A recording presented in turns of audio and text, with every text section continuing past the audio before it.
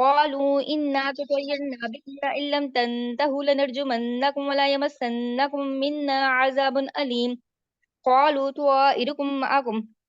أئن ذكرتم بل أنتم قوم مسرفون. وجاء من أقصى المدينة رجل يسعى قال يا قوم اتبعوا المرسلين اتبعوا من لا يسألكم أجرا وهم مهتدون. وما لي لا أعبد الذي فطرني وإليه ترجعون. أأتخذ من دونه آلهة إن يردني الرحمن بضر لا تغني عني شفاعتهم شيئا ولا ينقذون. إني إذا لفي ضلال مبين. إني آمنت بربكم فاسمعون. قيل ادخل الجنة قال يا ليت قومي يعلمون بما غفر لي ربي وجعلني من المكرمين. وما أنزلنا على قومه من بعده من جند من السماء وما كنا منزلين. إن كانت إلا صيحة واحدة فإذا هم خامدون. يا حسرة على العباد ما يأتيهم من رسول إلا كانوا به يستهزئون. ألم يروا كم أهلكنا قبلهم من القرون أنهم إليهم لا يرجعون. وإن كل لما جميع لدينا محذرون. وآية لهم الأرض الميتة أحييناها وأخرجنا منها حبا فمنه يأكلون. وجعلنا فيها جنات من نخيل وأعناب وفجرنا فيها من العيون ليأكلوا من ثمره وما عملته أيديهم أفلا يشكرون. سبحان الذي خلق الأزواج كلها مما تنبت الأرض ومن أنفسهم ومما لا يعلمون. وآية لهم الليل نسلخ منه النهار فإذا هم مظلمون. والشمس تجري لمستقر لها ذلك تقدير العزيز العليم. والقمر قدرناه منازل حتى عاد كالعرجون القديم. لا الشمس ينبغي لها أن تدرك القمر ولا الليل سابق النهار وكل في فلك يسبحون. فآية لهم أنا حملنا ذريتهم في الفلك المشحون وخلقنا لهم من مثله ما يركبون. وإن نشأ نغرقهم فلا صريخ لهم ولا هم ينقذون إلا رحمة منا ومتاعا إلى حين. وإذا قيل لهم اتقوا ما بين أيديكم وما خلفكم لعلكم ترحمون. وما تأتيهم من آية من آيات ربهم إلا كانوا عنها معرضين. وإذا قيل لهم أنفقوا مما رزقكم الله قال الذين كفروا للذين آمنوا وندعم من لو يشاء الله أطعمه إن أنتم إلا في ضلال مبين. ويقولون متى هذا الوعد إن كنتم صادقين. ما ينظرون إلا صيحة واحدة تأخذهم وهم يخصمون. فلا يستطيعون توصية ولا إلى أهلهم يرجعون. ونفخ في الصور فإذا هم من الأجداث إلى ربهم ينسلون. قالوا يا ويلنا من بعثنا من مرقدنا هذا ما وعد الرحمن وصدق المرسلون. إن كانت إلا صيحة واحدة فإذا هم جميع لدينا محضرون. واليوم لا تظلم نفس شيئا ولا تجزون إلا ما كنتم تعملون. إن أصحاب الجنة اليوم في شغل فاكهون. هم وأزواجهم في ظلال على الأرائك متكئون. لهم فيها فاكهة ولهم ما يدعون. سلام قولا من رب رحيم. وامتازوا اليوم أيها المجرمون. ألم أعهد إليكم يا بني آدم ألا تعبدوا الشيطان إنه لكم عدو مبين. وأن اعبدوني هذا صراط مستقيم. ولقد أزل منكم جبلا كثيرا أفلم تكونوا تعقلون. هذه جهنم التي كنتم توعدون اصلوها اليوم بما كنتم تكفرون. اليوم نختم على أفواههم وتكلمنا أيديهم وتشهد أرجلهم بما كانوا يكسبون. ولو نشاء لتمسنا على أعينهم فاستبقوا الصراط فأنى يبصرون. ولو نشاء لمسخناهم على مكانتهم فما استطاعوا مزجا ولا يرجعون. ومن نعمره ننكسه في الخلق أفلا يعقلون. وما علمناه الشعر وما ينبغي له إن هو إلا ذكر وقرآن مبين لينذر من كان حيا ويحق القول على الكافرين. أولم يروا أنا خلقنا لهم مما عملت أيدينا أنعاما فهم لها مالكون وذللناها لهم فمنها ركوبهم ومنها يأكلون ولهم فيها منافع ومشارب أفلا يشكرون. واتخذوا من دون الله آلهة لعلهم ينصرون. لا يستطيعون نصرهم وهم لهم جند محضرون. فلا يحزنك قولهم إنا نعلم ما يسرون وما يعلنون. أولم ير الإنسان أنا خلقناه من نطفة فإذا هو خصيم مبين وضرب لنا مثلا ونسي خلقه قال من يحيي العظام وهي رميم قل يحييها الذي أنشأها أول مرة وهو بكل خلق عليم الذي جعل لكم من الشجر الأخضر نارا فإذا أنتم منه توقدون أوليس الذي خلق السماوات والأرض بقادر على أن يخلق مثلهم بلى وهو الخلاق العليم إنما أمره إذا أراد شيئا أن يقول له كن فيكون فسبحان الذي بيده ملكوت كل شيء وإليه ترجعون بسم الله الرحمن الرحيم والصافات صفا فالزاجرات زجرا فالتاليات ذكرا إن إلهكم لواحد رب السماوات والأرض وما بينهما ورب المشارق إنا زينا السماء الدنيا بزينة الكواكب وحفظا من كل شيطان مارد لا يستمعون للملأ الأعلى ويقذفون من كل جانب دهورا ولهم عذاب واسب إلا من خطف الخطفة فأتبعه شهاب ثاقب فاستفتهم أهم أشد خلقا أم من خلقنا إنا خلقناهم من طين لازب بل عجبت ويسخرون وإذا ذكروا لا يذكرون وإذا رأوا آية يستسخرون وقالوا إن هذا إلا سحر مبين أإذا متنا وكنا ترابا وعظاما أإنا لمبعوثون أو آباؤنا الأولون قل نعم وأنتم داخرون فإنما هي زجرة واحدة فإذا هم ينظرون وقالوا يا ويلنا هذا يوم الدين هذا يوم الفصل الذي كنتم به تكذبون احشر الذين ظلموا أزواجهم وما كانوا يعبدون من دون الله فاهدوهم إلى صراط الجحيم وقفوهم إنهم مسؤولون ما لكم لا تناصرون بل هم اليوم مستسلمون وأقبل بعضهم على بعض يتساءلون قالوا إنكم كنتم تأتوننا عن اليمين قالوا بل لم تكونوا مؤمنين وما كان لنا عليكم من سلطان بل كنتم قوما طواغين فحق علينا قول ربنا إنا لذائقون فأغويناكم إنا كنا غاوين فإنهم يومئذ في العذاب مشتركون إنا كذلك نفعل بالمجرمين إنهم كانوا إذا قيل لهم لا إله إلا الله يستكبرون ويقولون أئنا لتاركو آلهتنا لشاعر مجنون بل جاء بالحق وصدق المرسلين إنهم لذائق العذاب الأليم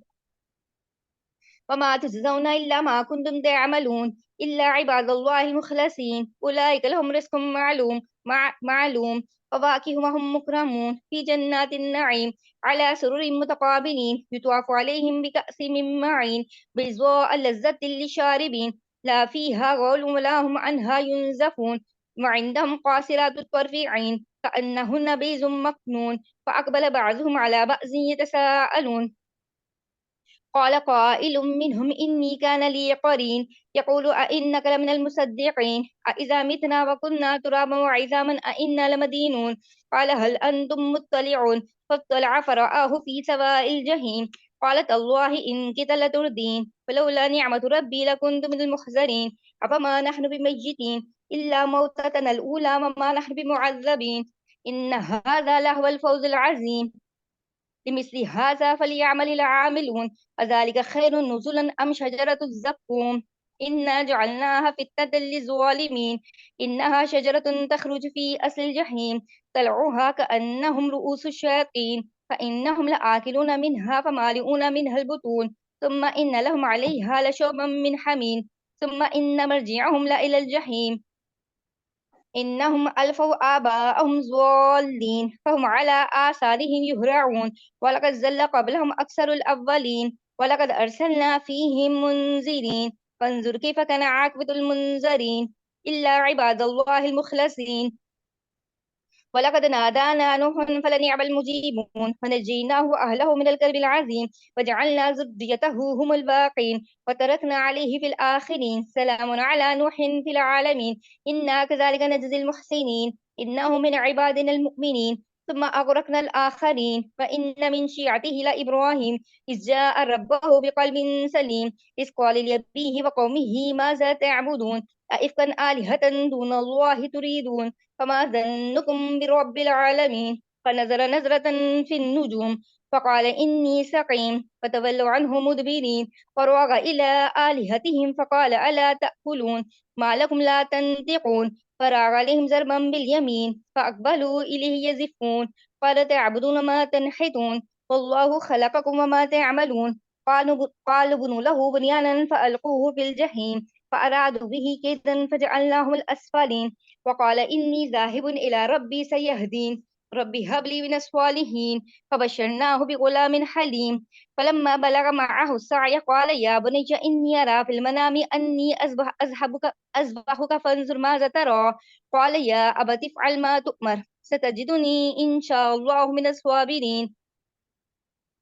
فلما أسلم وتله للجبين وناديناه أن يا إبراهيم قد صدقت رؤيا إنا كذلك نجزي المحسنين إن هذا لهو البلاء المبين ففديناه بذبح عظيم وتركنا عليه في الآخرين سلام على إبراهيم كذلك نجزي المحسنين إنه من عبادنا المؤمنين فبشرناه بإسحاق نبي من الصالحين وباركنا عليه وعلى إسحاق ومن ذريتهما محسن وظالم لنفسه مبين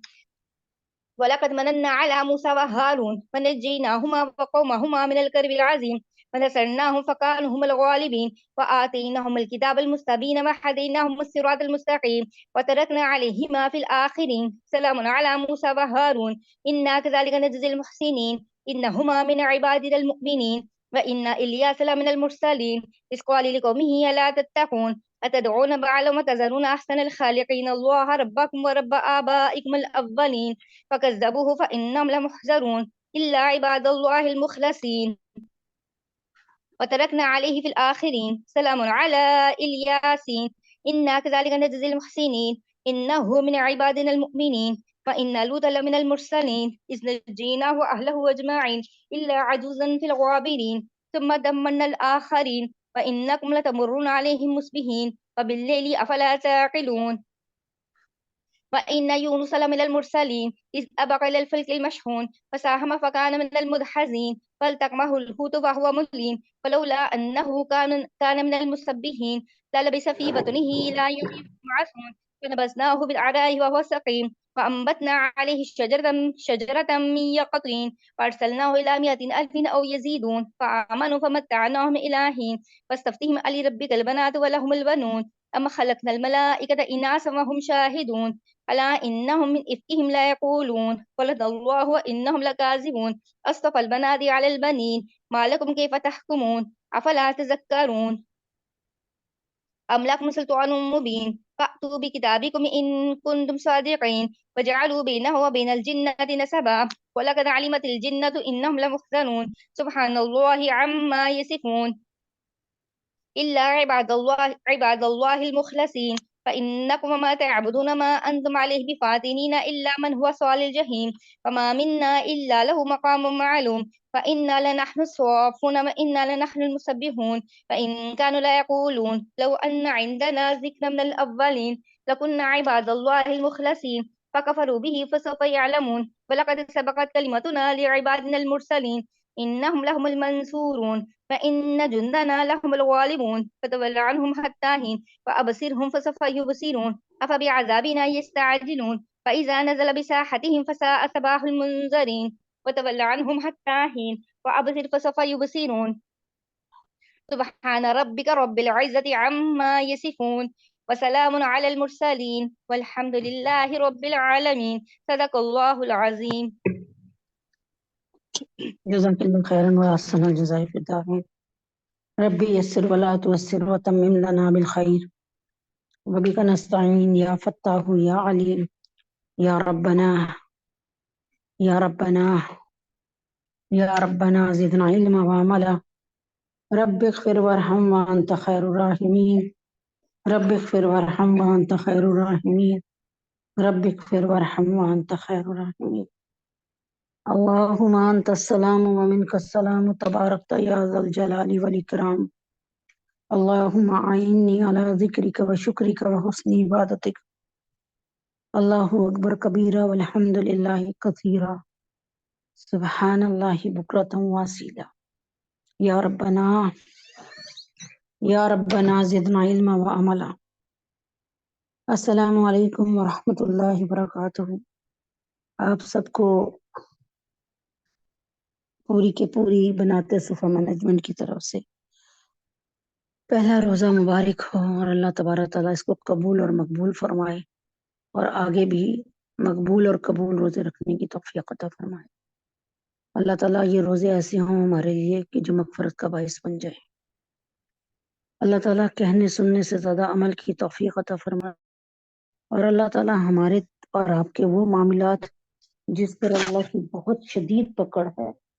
اے اللہ پاک ہمیں وہ معاملات سے جانے کی توفیق عطا فرما، اور جو بقایا زندگی ہماری رہ گئی ہے اے اللہ پاک وہ بالکل اپنے نقش قدم پہ چلانے کی توفیق عطا فرما دے۔ اے اللہ ہم سب کے گناہوں کو معاف فرما دے، اے اللہ پاک ہم سب کی خطاؤں کو درگزر فرما۔ شروع کرتے ہیں اللہ کے حکم سے، جہاں سے اللہ رب العزت نے سلسلہ چھڑوایا تھا اللہ تبارک تعالیٰ کے حکم سے، اسی جگہ سے اللہ پاک کے حکم سے سلسلہ شروع کرتے ہیں۔ اللہ تعالیٰ اپنی بارگاہ الہی میں ہمیں سب کو قبول اور منظور فرمائے۔ اللہ تبارک تعالیٰ ہم پہ رحم فرما دے، ہم پہ کرم فرما دے۔ بسم اللہ الرحمن الرحیم۔ ہم نے کل سورۃ الاحزاب کو مکمل کیا۔ سورۃ الاحزاب کے متعلق اب تقریباً تمام کے تمام باتیں آپ تک کلیئر ہو گئی ہوں گی۔ یہ سورت قرآن کی بہت اہم سورت ہے، بہت زیادہ اہم سورت ہے، اور اس قدر اہم سورت ہے کہ آپ کو اس کا اندازہ کریں کہ اس سورت میں پردے کا حکم نازل ہوا کہ آپ اے مسلمان عورتوں آپ پردہ کر لیا کریں، تاکہ آپ ستائی نہ جائیں، پہچان ہو جائے کہ آپ مسلمان ہیں، تو کوئی مشرکین کوئی منافقین آپ کی طرف دیکھے بھی نہ، کوئی کافر آپ کی طرف دیکھے بھی نہ۔ سب کو پتہ ہے کہ یہ آزاد ہیں۔ آزادی اور غلامی میں فرق کیا تھا؟ پردہ۔ آزادی اور غلامی میں فرق کیا تھا؟ اس وقت پردہ، کہ یا رسول اللہ یہ بتائیں کہ غلام عورت جاری ہو اور آزاد عورت جاری ہو تو کیسے پتہ چلے؟ فرمایا جو پردے میں ہوگی وہ آزاد ہوگی۔ سمجھ آ رہی ہے نا؟ اب آپ لوگوں کے ذہنوں کو دستک دیں گے کہ دیکھیں آپ کہ اللہ نے فرمایا، اللہ کے نبی نے فرمایا جو پردے میں جا رہی ہے وہ آزاد ہے۔ تو اللہ تبارک تعالیٰ کے حکم سے ہمارا اسلام ہمیں یہ کہہ رہا ہے، اور یہود و نصارہ کے پیچھے لگ کر ہم کیا کر رہے ہیں۔ دوسری بات یہ تھی کہ اس میں اللہ تعالیٰ نے اس صورت میں مسلمانوں کا زبردست امتحان تھا، اور دوسری بات یہ تھی کہ چھانٹی ہو رہی تھی کہ کون اللہ کے نبی کا وفادار اور جانثار ہے، اور کون ہے جو نبی اکرم صلی اللہ علیہ وسلم اور مسلمانوں سے نفرت کرتا ہے۔ تیسری بات، منہ بولے بیٹے کی اس وقت پلیز آپ لوگ کوشش کیا کریں کہ سارے میسج اس وقت مت دیا کریں پلیز، بہت شدید ذہن سے سب کچھ نکلتا ہے آپ لوگوں کے میسج سے، اور اس کے بعد کچھ بھی نہیں رہتا۔ وقت سے پہلے آپ فون کر دیا کریں، وہ زیادہ بہتر ہے۔ تو اچھا، تو اس کے بعد یہ کہ آپ کو پتہ ہے کہ لے پالک بیٹے لے پالک بیٹے جو ہوتے ہیں نا، لے پالک بیٹے وہ کبھی بھی حقیقی بیٹے نہیں بن سکتے۔ اور جب نبی پاک صلی اللہ علیہ وسلم نے اپنے لے پالک غلام اور لے پالک بیٹے محمد زید بن حارثہ جنہیں اللہ کے نبی نے خوش ہو کے کہ یہ اپنے ماں باپ کے ساتھ چچا کے ساتھ نہیں گئے، انہوں نے ان کو بیٹا بنایا اپنا، اور پھر جب اللہ تبارک تعالیٰ نے اس رسم کو ختم کرنا تھا، اس کی جڑ کو اکھاڑنا تھا، تو اللہ تعالیٰ نے محمد عربی صلی اللہ علیہ وسلم کا انتخاب فرمایا، اور ایسے حالات پیدا فرما دیے کہ نبی اکرم صلی اللہ علیہ وسلم کو اپنے لے پالک بیٹے کی طلاق یافتہ بیوی سے شادی کرنے کا حکم ہو گیا، یعنی اپنی زید بن حارثہ کی بیوی زینب بنت جحش، جو کہ نبی پاک صلی اللہ علیہ وسلم کی پھوپھیزاد بہن بھی تھی۔ تو جب اعتراض ان لوگوں نے کیا نا کفار نے کہ یہ کیا لے پالک بیٹے کی بیوی سے شادی کیسے ہو سکتی ہے، تو نبی اکرم صلی اللہ علیہ وسلم نے اس کے جواب میں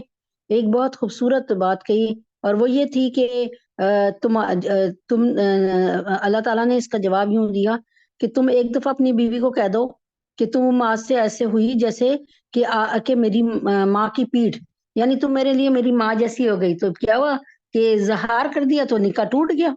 وہی کیفیت، بالکل نکاح ٹوٹ گیا، حرام ہو گئی ہمیشہ کے لیے۔ تو اللہ نے فرمایا کہ تم کیسے کہتے ہو ایک دفعہ اپنی بیوی کو کہ آپ میرے لیے زہار ہو، مطلب ایسے ہو گئی جیسے ماں کی پیٹ؟ تو کیا تم یعنی اللہ تعالیٰ شوہر سے مخاطب ہو کے کہہ رہے ہیں اس زمانے کے شوہروں سے، کیا تم اور تمہاری بیوی ایک ہی ماں کے پیٹ سے نکلے؟ اس پر تو تم شور نہیں مچا رہے، اور اس پر تم شور مچا رہے ہو، اس پر تم شور مچا رہے ہو کہ نبی پاک صلی اللہ علیہ وسلم نے اپنے لے پالک بیٹے کی چھوڑی ہوئی طلاق یافتہ بیوی سے کیوں شادی کر لی؟ تو الحمدللہ رب العالمین، اللہ تبارک تعالیٰ نے اس بات میں بتا دیا کہ ایک سینے میں دو دل نہیں ہو سکتے، ایک ہی دل ہو سکتا ہے، اور جیسے ایک سینے میں دو دل نہیں ہو سکتے نا، تو اس طرح یہ نہیں ہو سکتا کہ ایک ہی ماں کی اولاد سے لڑکا لڑکی پیدا اور ان کی شادی ہو گئی۔ اب تو یہ قصہ ہے ہی نہیں نا، تو اللہ تبارک تعالیٰ نے ان کی جو ہے وہ ممانعت فرمائی ہے، اور اللہ تبارک تعالیٰ نے کفار کے ایک ایک کفار کے اعتراض کا جواب دیا۔ چنانچہ پردے کا حکم نازل ہوا، یہ بات بھی بتا دی کہ اگر کوئی تمہیں دعوت دیتا ہے تو تم نے دعوت میں پہلے سے جا کے نہیں بیٹھ جانا، بلکہ اس وقت بیٹھنا ہے جا کر جب بالکل کھانا تیار ہو جائے، اور خاص طور پہ نبی اکرم صلی اللہ علیہ وسلم جیسے جن کا ایک ایک لمحہ قیمتی ہے، ان کو اور آگے ہم لوگوں کے لیے بھی کہہ دیا کہ بھائی دعوت جب تیار ہو جائے کھانا کھانے جاؤ، اور کھانا کھانے کے بعد بہت زیادہ بیٹھنے کی ضرورت نہیں ہے، تھوڑی دیر بیٹھے اور آ گئے، صاحب خانہ اب سکون لینا چاہتا ہے اسے سکون دو۔ تو پھر اس میں بنو قریظہ یعنی یہودیوں کے جو دجل اور دغا تھا نبی پاک صلی اللہ علیہ وسلم سے، اور جو ایگریمنٹ تھا کہ اگر کوئی دشمن آپ پر حملہ کرے گا ہم مدد کریں گے، اور اگر ہم پر کوئی حملہ کرے گا تو آپ لوگ مدد کیجیے گا، آپ مسلمان۔ اور نبی پاک صلی اللہ علیہ وسلم نے اس میثاق مدینہ کی ہمیشہ جو ہے فیور کی، ہمیشہ اس پہ عمل کیا، یہاں تک کہ کھلے عام یہ بنو قریظہ، بنو قینقاع، بنو نذیر اور بنو حارثہ کھلے عام جو ہے نافرمانی پہ اتر آئے۔ اللہ نے بھی فرمایا کہ بھائی ان کا معاہدہ ہے، وہ کہتے ہیں نا، جیسے میں کہتی ہوں نا، ان کے منہ پہ مار دو، ان کا معاہدہ ان کی طرف پھینک دو۔ قرآن شریف میں یہ لکھا کہ ان کا معاہدہ ان کی طرف پھینک دو، یعنی تو آج سے اے محمد صلی اللہ علیہ وسلم آپ بھی آزاد ہیں، کوئی معاہدہ نہیں ان کے درمیان۔ تو ماشاءاللہ سے آپ کو امید ہے کہ کافی سمجھ آ گئی ہوگی، اور اللہ تعالیٰ نے اس میں جو کہ 25 دن کہیں لکھا 1 مہینے کی لڑائی، جس میں مسلمانوں کے پاس کچھ کھانے کو نہیں تھا، پینے کو نہیں تھا، پیٹ پہ پتھر باندھے ہوئے تھے، صحابہ نے اپنے پیٹ کے پتھر دکھائے تو نبی پاک صلی اللہ علیہ وسلم نے اپنے، اور صحابہ اللہ کے نبی نے اپنے پیٹ کے پتھر دکھائے تو وہ 2 پتھر تھے، صحابہ کے ایک ایک پتھر بندھا ہوا تھا۔ تو یعنی یہ بات کہ اسلام میں سب برابر ہیں، اللہ تبارک تعالیٰ نے نبی اکرم صلی اللہ علیہ وسلم کو اس قدر مطلب اس میں رکھا، مطلب ایسی لائف میں رکھا کہ آج ہم جو ہے ہم یا کفر کوئی انگلی نہیں اٹھا سکتا کہ نبی پاک صلی اللہ علیہ وسلم کو تو بہت آرام سے رکھا اور ہمیں یہ تکلیف دی۔ تو بہرحال اللہ تبارک تعالیٰ نے اس میں بنو قریظہ پر حملے کی دعوت دی کہ اے محمد صلی اللہ علیہ وسلم ابھی آپ آئے ہیں، بے شک آپ ابھی جنگ عذاب سے، غزوہ عذاب سے فارغ ہوئے ہیں، اور ابھی آپ نے سامان صحیح طرح اتارا بھی نہیں، یعنی پیکنگ بھی نہیں، ان پیکڈ بھی نہیں کیا، پیکنگ کھولی بھی نہیں، لیکن اب کیا ہے کہ یا رسول اللہ آپ نا اب جو ہے دوبارہ سے کمر بستہ ہو جائیں، اور پھر کیا کریں، بنو قریظہ کی دہلیز پہ جا کر عصر کی نماز پڑھیں۔ یہاں تک کہ صحابہ نے وضو کرتے ہوئے، صحابہ جو تھے نا انہیں سمجھ نہیں آ رہی تھی کہ یہ حکم کیا ہے کہ ابھی نماز پڑھ کے نکلیں یا پھر یعنی وہ کچھ صحابہ تو ایسے ہو گئے کہ انہوں نے نا وہ یہ سمجھے کہ ہم پڑھ کے نکلیں، تو انہوں نے کچھ نے صحابہ نے اسی وقت پڑھ لیا عصر کی نماز، لیکن پھر بعد میں ان کو احساس ہوا کہ جب ادھر کہا گیا تھا تو وہ نا تھوڑا سا مطلب ایسی سمجھنے میں تھوڑی سی وہ ہوئی، اور اس پر الحمدللہ رب العالمین اللہ تعالیٰ نے فوراً ہی صحابہ کی وہ کر دی کہ ٹھیک ہے کوئی بات نہیں۔ تو الحمدللہ رب العالمین 25 دن، ابھی 25 دن 1 مہینہ کاٹ کے آئے محمد صلی اللہ علیہ وسلم تیز و تند ہواؤں میں، اور بے یار و مددگار جیسے پڑے ہوتے ہیں ایسے، کھانے کو نہیں، پینے کو نہیں، پہننے کو نہیں، اور کہاں 25 دن اب پھر اللہ تعالیٰ نے لگوا دیے۔ لیکن اس کے بعد فتوحات کا ایسا سلسلہ جاری ہوا کہ محمد مصطفیٰ احمد مجتبیٰ صلی اللہ علیہ وسلم کو ایک حکم ہو گیا کہ آج کے بعد یا رسول اللہ آپ نے اقدام کی جنگ لڑنی ہے، اب تک تو مسلمانوں پر حملہ ور ہوئے نا، اب آپ نے حملہ کرنا ہے آگے بڑھ کر، اب آپ نے ان سے وہ ڈرنا نہیں ہے، اب آپ نے یعنی اس کا مطلب مسلمان پاور میں آ جائیں گے جب حملہ تو وہی کرتا نا جس کی تیاری ہو۔ اس کا مطلب اللہ تعالیٰ نے یہ بات طے کر لی کہ اب مسلمانوں کو جو ہے سینہ سپر کر دینا ہے، اور مسلمانوں کو ہتھیاروں سے بھی مدد کرنی ہے اور پیسوں سے بھی مدد کرنی ہے۔ اب مسلمانوں کی فائنینشیلی حالت بدلے گی انشاءاللہ، اور ایسے ہی ہوا کہ مسلمانوں کو اتنا مال غنیمت ملا جب بنو قریظہ پہ کیا تو اتنی تلواریں اتنا اسلحہ ملا کہ جو مسلمانوں نے مطلب ایک ساتھ مطلب مسلمانوں کے پاس نہیں تھا، تو اللہ تعالیٰ نے پھر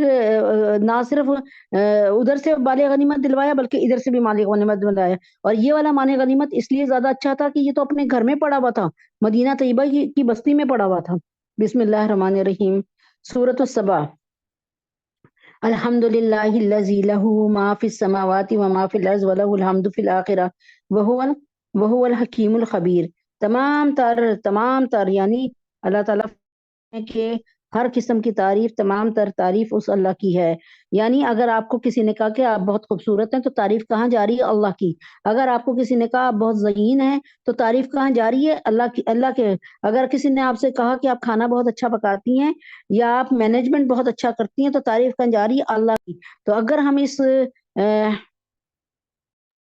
اگر ہم اس پہلو پر بات کریں نا کہ تمام تعریف اس اللہ کی ہے تو ہمارے تمام مسئلے حل ہو جائیں، ہمیں کبھی تکبر ہی نہ آئے۔ ہماری جو صفت ہوگی نا، ہمارے میں اندر جو صفت ہوگی نا، ہم اس کو اللہ کی طرف منسوب کریں گے، اور ہمارا دل ہمیشہ کے لیے اس سے محفوظ ہو جائے گا ہر قسم کے مطلب ہر قسم کے جو ہے ہر قسم کے تکبر سے، نخوت سے، اور ہر قسم کے غرور سے ہم محفوظ ہو جائیں گے۔ تمام تر تعریف اس اللہ کی جس کی صفت یہ ہے کہ آسمانوں اور زمینوں میں جو کچھ ہے سب اسی اللہ رب العزت کا ہے۔ آخرت میں بھی تعریف اسی کی ہے، اور وہی ہے جو حکمت کا مالک ہے، مکمل طور پہ باخبر ہے۔ وہ ان چیزوں کو بھی جانتا ہے جو زمین کے اندر جاتی ہیں اور ان کو بھی جو اس سے باہر نکلتی ہیں، ان کو بھی جو آسمان سے اترتی ہیں اور ان کو بھی جو اس میں چڑھتی ہیں، اور وہی ہے جو بڑا مہربان ہے۔ یعنی 40,000 عالم ہیں۔ اگر ہم کو میں بتاؤں تو عالم سمندر دیکھ لیں، اب آپ دیکھ لیں نا ہمارے پاس کتنے بحیرہ عرب اور کتنے بحیرہ احمر، بحیرہ عرب، کتنے سمندر ہے نا۔ اللہ تعالیٰ کی حکومت ہے ان سمندروں میں، حتیٰ کہ ان کی تہ میں، ان کی اندر جتنا کچھ ہے ان پر اللہ کی حکومت، جنگلوں پر اللہ کی حکومت، غاروں پہ اللہ کی حکومت، اللہ تبارک تعالیٰ صحراؤں پہ اللہ کی حکومت۔ یعنی اللہ تعالیٰ پکے ہر طرف کے بادشاہ ہیں، اور تمام بادشاہت اللہ ہی کے لیے ہے۔ پھر فرمایا اور اللہ تعالیٰ فرماتے ہیں ان کو بھی جو آسمان سے اترتی ہیں اور ان کو بھی جو اس میں چڑھتی ہیں۔ یعنی آسمان سے کیا اترتا ہے؟ ہمارے لیے روز کا رزق اترتا ہے، اور اس کے بعد ملائکہ جو ہے ہمارے کندھوں میں جو آتے ہیں کرامن کاتبین، وہ بھی آسمان سے اترتے ہیں، اور پھر آسمان سے ہمارے لیے ہمارے تمام اعمال اترتے ہیں۔ اور اللہ تعالیٰ فرماتے ہیں اس میں کیا چیزیں چڑھتی ہیں؟ نیک لوگوں کے نامہ اعمال آسمان پہ چڑھتے ہیں، اور آگے آپ پڑھیں گے کہ فرشتے کتنے خوش ہوتے ہیں اور پوچھتے ہیں کہ اس بندے نے کیا ایسا کیا کہ اس کے اعمال یہاں پر آ رہے ہیں۔ اور وہی ہے جو بڑا مہربان ہے، بہت بخشنے والے ہیں۔ اور جن لوگوں نے کفر اپنا لیا وہ کہتے ہیں ہم پر قیامت نہیں آئے گی۔ کہہ دو کیوں نہیں آئے گی، میرے عالم الغیب پروردگار کی قسم، وہ تم پر ضرور آ کر رہے گی۔ کوئی ذرہ برابر چیز اس کی نظر سے دور نہیں ہوتی، نہ آسمانوں میں نہ زمینوں میں، نہ اس سے چھوٹی کوئی چیز ایسی ہے نہ بڑی جو ایک کھلی کتاب یعنی لوح محفوظ میں درج نہ ہو۔ اور قیامت اس لیے آئے گی تاکہ لوگ جو ایمان لائے ہیں اور انہوں نے نیک عمل کیے ہیں، قیامت کو اپنا رزلٹ پہ کر رہے ہیں، نتیجے والا دن۔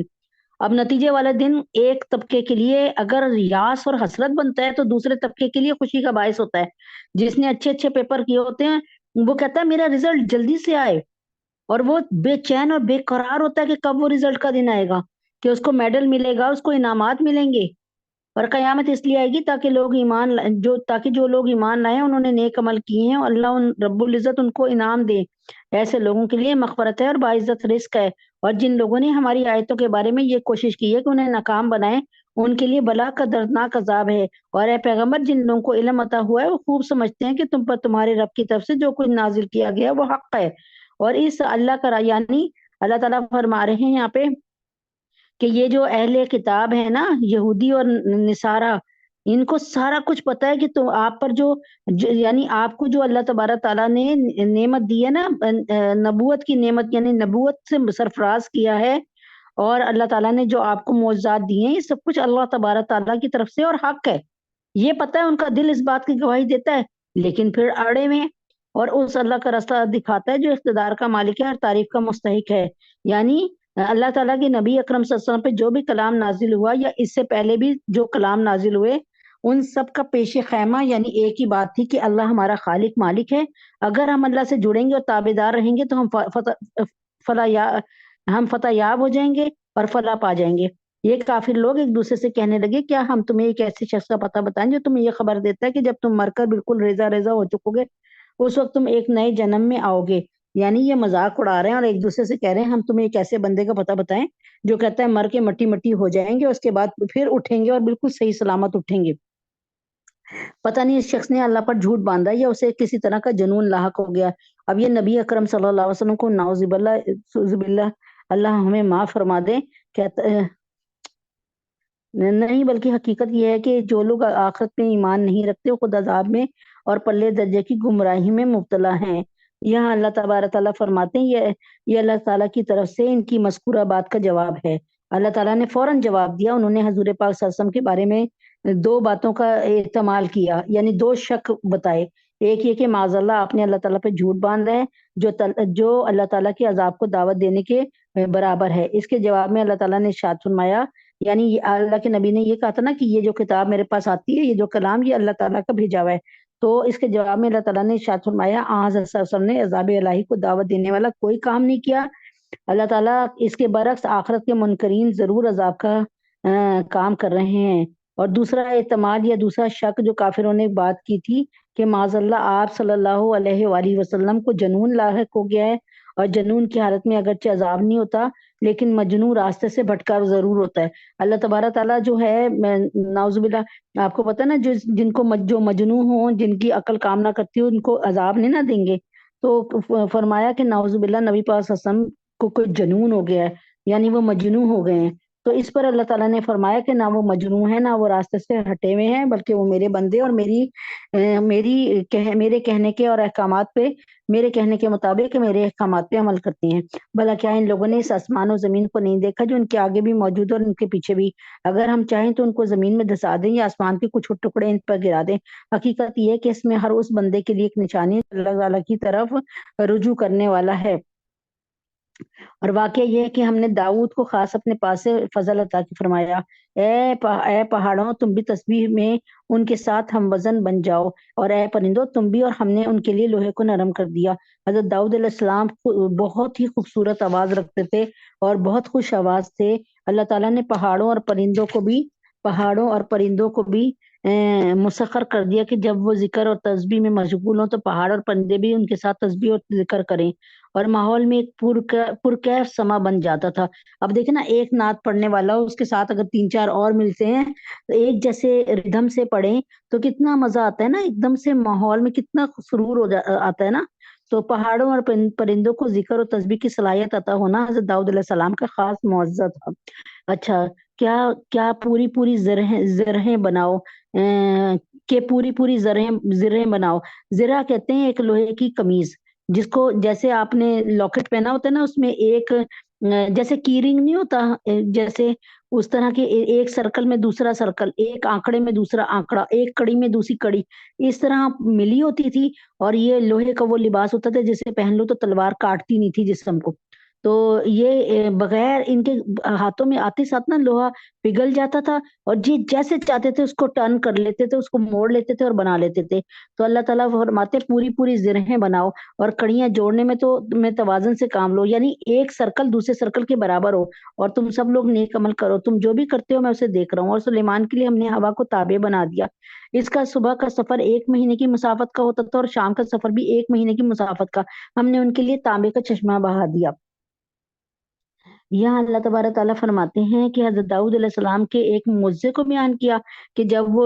قرآن پڑھتے تھے تو پرندے اور پہاڑ بھی ان کے ساتھ ساتھ پڑھتے تھے۔ اللہ تعالیٰ نے ان کو لوہے کی وہ زرہیں بنانے کی خصوصی مہارت عطا فرمائی جو اس زمانے میں جنگ کے موقع پر دشمن کے وار سے بچاؤ کے لیے پہنی جاتی ہے۔ اس صنعت کے لیے اللہ تعالیٰ نے حضرت داؤد علیہ السلام کو یہ خصوصیت عطا فرمائی کہ لوہا ان کے ہاتھ میں پہنچ کر وہ بالکل نرم ہو جاتا تھا اور وہ جس طرح چاہے موڑ لیتے تھے۔ آٹے کا پیڑا نہیں جیسے ہوتا ہے آپ کا، کہ جیسے مرضی کر لیں۔ یہ ایک اور نعمت کا ذکر ہے جو حضرت سلیمان علیہ السلام، جو کہ ان کے داؤد علیہ السلام کے بیٹے تھے، ان کو عطا ہوئی، کہ تانبے کا ایک چشمہ ان کی دست ترس میں تھا، ان کی پہنچ میں تھا، اور اس میں اللہ تعالیٰ نے تانبے کو سیال بنا دیا تھا، جس کی وجہ سے تانبے کی مصنوعات آسانی سے بن جاتی تھیں، بہتی ہوئی سیال ہوتی تھیں، وہ جیسے چاہتے تھے اللہ تعالیٰ کے نبی یہ وہ ویسے ہی اس کو اسی سانچے میں ڈھال لیتے تھے۔ اور جنات میں کچھ وہ تھے جو اپنے پروردگار کے حکم سے ان کے آگے آگے کام کرتے تھے، اور ہم نے ان پر یہ یعنی جنات جو ہیں انسان کے مقابلے میں کتنے پاورفل ہوتے ہیں، لیکن اللہ تعالیٰ یہ بتا رہے ہیں کہ یہاں پر کہ چار لوگوں کو میں نے بادشاہت دی دنیا کی، پوری روئے زمین کے بادشاہ، دو اچھے حضرت سلیمان علیہ السلام اور ذوالقرنین، اور دو بدبخت نمرود اور بخت نصر۔ تو اللہ تعالیٰ یہاں پہ بتا رہے ہیں کہ میں نے سلیمان علیہ السلام کو کیا کیا دنیا میں کن کن چیزوں کا مالک بنا دیا، اور ہم نے ان پر یہ بات واضح کر دی تھی کہ ان میں جو کوئی ہمارے حکم سے ہٹ کر ٹیڑھا رستہ اختیار کرے گا اسے ہم بڑکتی ہوئی آگ کا مزہ چکھائیں گے۔ یہ جنات کے لیے، وہ شریر جنات جو کسی کے قابو میں نہیں آتے تھے، اللہ تعالیٰ نے ان کو حضرت سلیمان علیہ السلام کتابیں بنا دیا تھا۔ اچھا آگے ہے، اللہ تعالیٰ فرماتے ہیں کہ وہ جنات سلیمان کے لیے جو وہ چاہتے تھے بنا دیا کرتے تھے، اونچی اونچی عمارتیں، تصویریں، حوض جیسے بڑے بڑے لگن، اور زمین میں جمی ہوئی دیگیں، زمین میں بنی ہوئی دیگیں۔ اے داؤد کے خاندان والوں، تم ایسے عمل کیا کرو جن سے شکر ظاہر ہو۔ یعنی کتنی بڑی بڑی نعمتیں دی نا، تو ظاہر ہے یہ تصویریں بے جان چیزوں کی ہوتی تھی، جیسے درختوں اور عمارتوں وغیرہ کی، اس لیے تو راز سے معلوم ہوتا ہے کہ جانداروں کی تصویریں بنانا حضرت سلیمان کی شریعت میں بھی ناجائز تھا۔ اور میرے بندوں، اے داؤد کے خاندان والوں، تم ایسے عمل کیا کرو جسے شکر ظاہر ہو۔ یعنی اللہ تعالیٰ نے ان کو اتنا کچھ دے دیا کہ پوری روئے زمین کی بادشاہ دے دی حضرت سلیمان علیہ السلام کو، جو کہ داؤد علیہ السلام کے بیٹے تھے،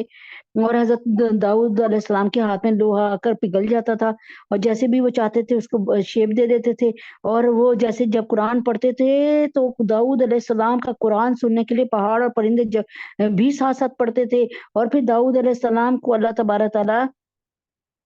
نے اتنا خوش الحان بنایا تھا، اتنا خوبصورت پڑھتے تھے کہ ایک سحر سا طاری ہو جاتا تھا اس قرآن، ان کے زبور جب پڑھتے تھے تب۔ تو اے میرے بندوں، کم لوگ ہیں جو شکر گزار ہوں۔ پھر جب ہم نے سلیمان کی موت کا فیصلہ کر لیا تو ان جنات کو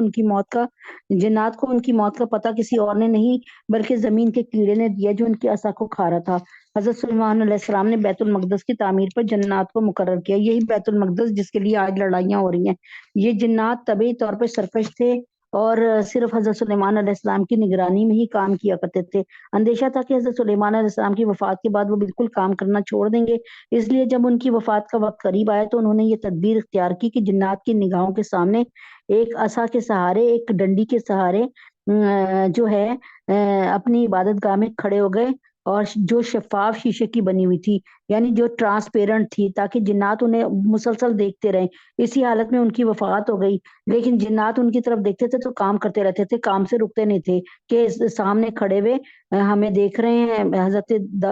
سلیمان علیہ السلام۔ لیکن دراصل حضرت سلیمان علیہ السلام دنیا سے جا چکے تھے، لیکن اللہ تعالیٰ نے ان کے جسم کو عصا کے سہارے کھڑے رکھا، اور جنات یہ سمجھتے رہے کہ وہ زندہ ہیں، یہاں تک کہ انہوں نے تعمیر کا کام مکمل کر لیا بیت المقدس کی۔ پھر اللہ تعالیٰ نے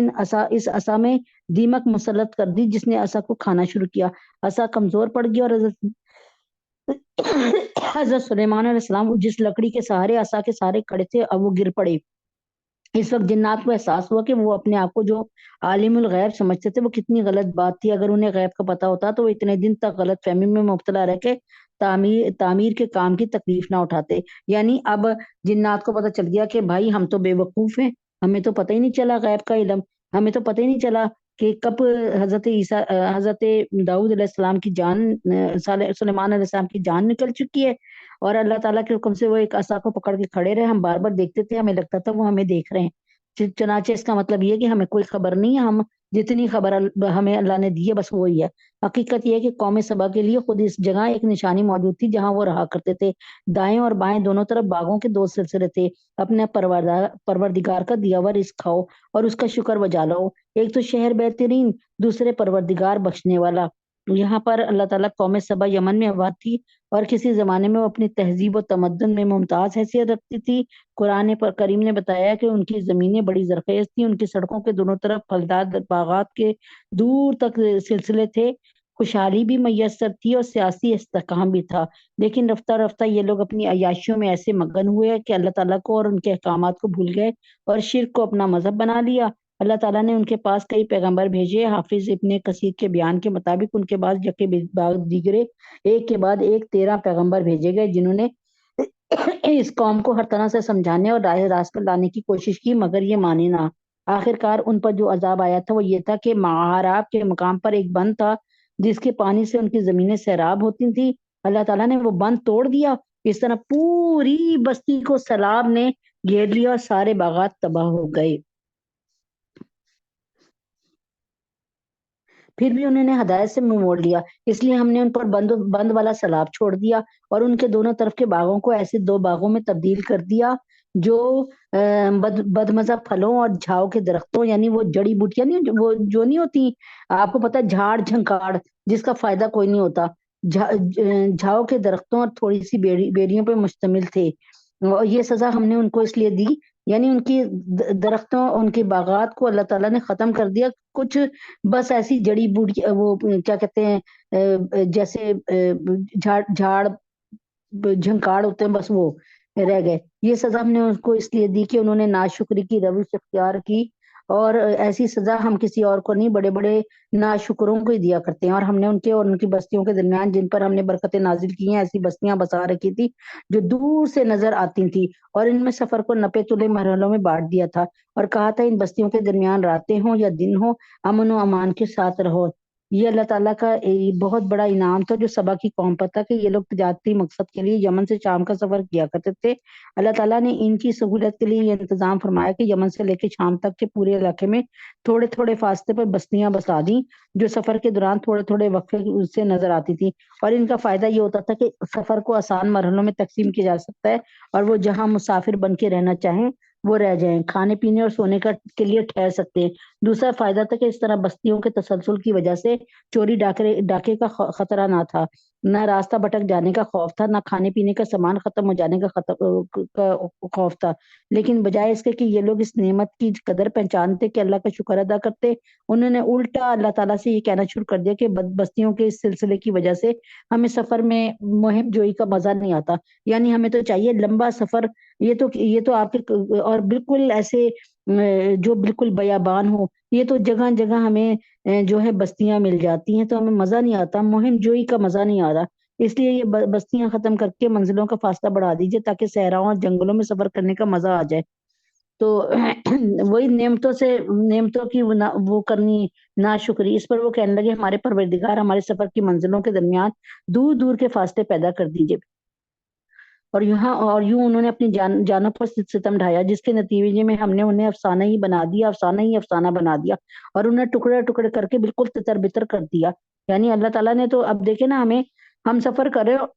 ہمارا پیٹرول بالکل گاڑی کا ختم ہونے والا ہو، یہ بھوک لگ رہی ہو، تو ہمیں بڑی ہوتی ہے کہ کوئی شہر نظر آ جائے، قیام و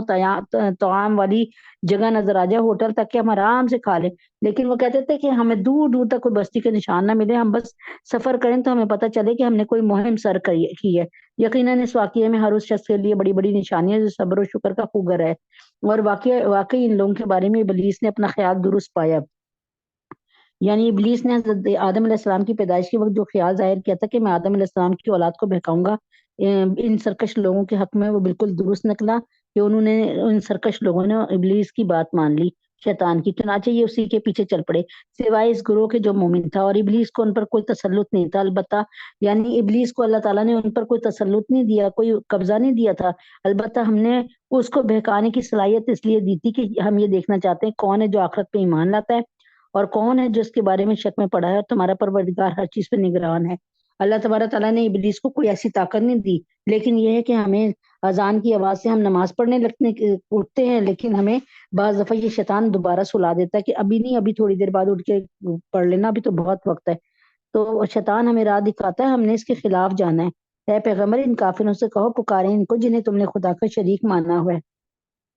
وہ آسمانوں اور زمینوں میں ذرہ برابر کسی چیز کے مالک نہیں ہے، نہ ان کو آسمانوں و زمینوں کے معاملات میں اللہ کے ساتھ کوئی شرکت حاصل ہے، اور نہ ان میں کوئی اللہ کا مددگار ہے۔ یہ کافر کہتے تھے نا کہ ہم اللہ کو بھی مانتے ہیں لیکن ہم ان مورتی پوجا بھی کرتے ہیں، اس لیے کہ یہ مورتیاں جو ہے نا اللہ کی बड़ी सपोर्टर हैं, अल्लाह ताला का बड़ा काम करती हैं। अल्लाह ताला के यानी अल्लाह ताला और ये मिलकर निज़ाम हुकूमत चलाते हैं। अल्लाह के सामने कोई सिफारिश कारआमद नहीं सिवाय इस शख्स की जिसके लिए खुद उसने सिफारिश की इजाजत दे दी हो। यहाँ तक कि जब उनके दिलों से घबराहट दूर कर दी जाती है तो वो कहते हैं तुम्हारे रब ने क्या फरमाया। वो जवाब देते हैं कि हक बात इरशाद फरमाई और वही है जो बड़ा आलीशान है। अच्छा, अगर कोई शख्स अकल और शरीयत के मुताबिक दीन पर डट जाए, अल्लाह की बात को मानने लगे, तो ये शैतान जो है उसका कुछ नहीं बिगाड़ सकता। और ये सलाहियत अल्लाह ताला ने इंसान को दी है कि वो इस शैतान की बात मानता है या रहमान की बात मानता है। और क्योंकि कौन है जो तुम्हें आसमानों से और जमीनों से रिस्क देता है। कहो कि कौन है जो तुम्हें आसमानों से और जमीनों से रिस्क देता है। कहो वो अल्लाह है और हम हो या तुम हो, या तो हदायत पर हैं या खुली गुमराही में मुब्तला हैं। कहो कि हमने जो जुर्म किया उसके बारे में तुमसे नहीं पूछा जाएगा और तुम जो अमल करते हो उसके बारे में हमसे सवाल नहीं होगा। कहो कि हमारा परवरदिगार हम सबको जमा करेगा, फिर हमारे दरमियान बरहक फैसला करेगा और वही है जो खूब फैसला करने वाला मुकम्मल इल्म रखने वाला है। अल्लाह ताला फरमाते हैं कि फरिश्तों का ये हाल है कि वो हर वक्त अल्लाह ताला के रोब की वजह से सहमे रहते हैं। यहाँ तक कि जब उन्हें अल्लाह ताला की तरफ से कोई हुक्म मिलता है या सिफारिश की इजाजत मिलती है तो वो रोब के मारे घबराहट में मदहोश हो जाते हैं। फिर जब उनकी घबराहट दूर होती है तो वो एक दूसरे से पूछते हैं कि अल्लाह ताला ने क्या फरमाया था। इसके बाद उस पर अमल करते हैं। जब इन मुकर्रब फरिश्तों का ये हाल है कि वो अल्लाह के इतने फरमाबरदार हैं तो ये तराशे हुए बुत जिन्हें किसी किस्म का तकर्रुब हासिल नहीं है, अल्लाह ताला के यहाँ कोई इनको अप्रोच नहीं है। इन बुतों को अल्लाह ताला के यहाँ कोई इनका मकाम नहीं है। वो कैसे अल्लाह ताला से किसी की सिफारिश कर सकते हैं जबकि फरिश्तों की हिम्मत नहीं है। जब अल्लाह तबारक ताला उनसे कोई बात करते हैं, उनसे पूछते हैं तो वो बिल्कुल ऐसे हो जाते हैं मदहोश से। और फिर कहते हैं अल्लाह तबारक ताला के हुक्म में ऐसे हो जाते हैं, अल्लाह ताला मानने के लिए बिल्कुल तैयार। और एक दूसरे से पूछते हैं कि हमसे कोई ऐसी कोई नाफरमानी ना हो जाए कि अल्लाह पाक ने अभी हमसे हमें क्या हुक्म दिया है ताकि हम इसको बजा लाएं। कहो कि जरा मुझे दिखाओ वो कौन है जिन्हें तुमने शरीक बनाकर अल्लाह से जोड़ रखा है। हरगिज नहीं, इसका कोई शरीक नहीं है, बल्कि बल्कि वो अल्लाह है जिसका इक़्तिदार भी कामिल है, जिसकी हिकमत भी कामिल है। और ऐ पैगंबर, हमने तुम्हें सारे ही इंसानों के लिए ऐसा रसूल बनाकर भेजा है जो खुशखबरी भी सुनाए और खबरदार भी करे। लेकिन अक्सर लोग समझ नहीं रहे और तुमसे कहते हैं कि अगर तुम सच्चे हो तो ये कयामत का वादा कब पूरा होगा। कह दो कि तुम्हारे लिए एक ऐसे दिन की मियाद मुकर्रर है जिससे तुम घड़ी बराबर ना पीछे हट सकते हो ना आगे जा सकते हो। और जिन लोगों ने कुफर अपना लिया वो कहते हैं हम ना तो इस कुरान पर कभी ईमान लाएंगे और ना इस आसमानी किताबों पर जो इनसे पहले यानी तौरात ज़बूर इंजील हुई इन पर भी कभी ईमान नहीं लाएंगे। और अगर तुम इस वक्त का मंजर देखो जब ये जालिम लोग अपने परवरदिगार के सामने खड़े किए जाएंगे तो ये एक दूसरे पर बात डाल रहे होंगे। जिन लोगों को दुनिया में कमजोर समझा गया था वो इनसे कहेंगे जो बड़े बने हुए थे कि अगर तुम ना होते तो हम जरूर मोमिन बन जाते।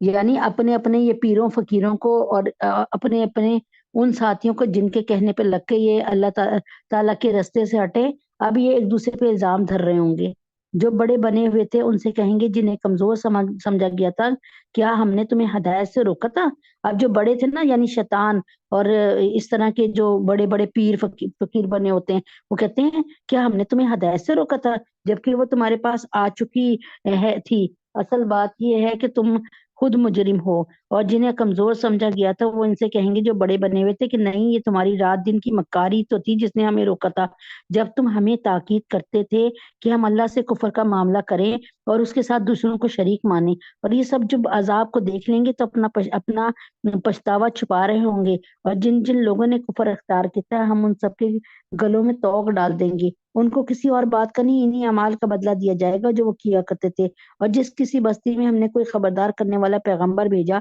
उसके खुशहाल लोगों से ने यही कहा कि जिस पैगाम के साथ तुम्हें भेजा गया है हम उसको मानने से इनकार करते हैं।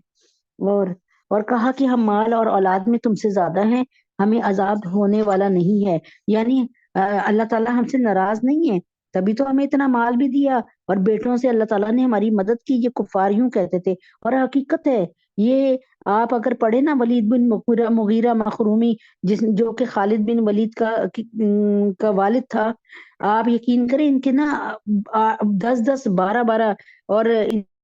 7 8 बेटे होते थे, यानी बड़ी अल्लाह ने इनको औलाद दी हुई थी। फरमाया और कहा कि हम माल और औलाद में तुमसे ज्यादा हैं, हमें अजाब होने वाला नहीं। कह दो मेरा परवरदिगार जिसके लिए चाहता है रिस्क की फरमानी कर देता है और जिसके लिए चाहता है तंगी कर देता है। लेकिन अक्सर लोग इस बात को समझते नहीं है। और ना तुम्हारे माल तुम्हें अल्लाह का कुर्बत करते हैं और ना तुम्हारी औलाद। हाँ, मगर जो ईमान लाए और नेक अमल किए तो ऐसे लोगों को उनके अमल का दोहरा सवाब मिलेगा और वो जन्नत के बाला खानों में चैन चैन करेंगे। और जो लोग बाला खाने कहते हैं, ऊपर जो टेरेस नहीं होती जहां से आप सारी इतनी दूर दूर तक देख सकें, ऐसे ही बाला खाने होंगे जिन पर आप खड़े होंगे और वो लिफ्ट की तरह ऊपर चले जाएंगे और फिर आप अपनी अपनी पूरी जन्नत का मुशाहिदा करेंगे। और जो लोग हमारी आयतों के बारे में ये कोशिश करते हैं कि उनको नाकाम बनाए, उनको अजाब में धर लिया जाएगा। कह दो मेरा परवरदिगार अपने बंदों में से जिसके लिए चाहता है रिस्क की फरावानी कर देता है और जिसके लिए चाहता है तंगी कर देता है। और तुम जो चीज भी खरीदते हो उसकी जगह और तुम जो चीज भी खर्च करते हो वो इसकी जगह और चीज दे देता है और वही सबसे बेहतर रिस्क देने वाला है। यानी आप देख लेना कि अल्लाह तबारक ताला हमारे पैसे आते हैं और खर्च हो जाते हैं, फिर अल्लाह ताला और पैसे दे देता है। हम अल्लाह ताला आज का खाना हमने खत्म कर दिया, आटा खत्म कर दिया, अल्लाह पाक और आटा भेज देते हैं। और वो दिन ना भूलो जब अल्लाह इन सबको जमा करेगा,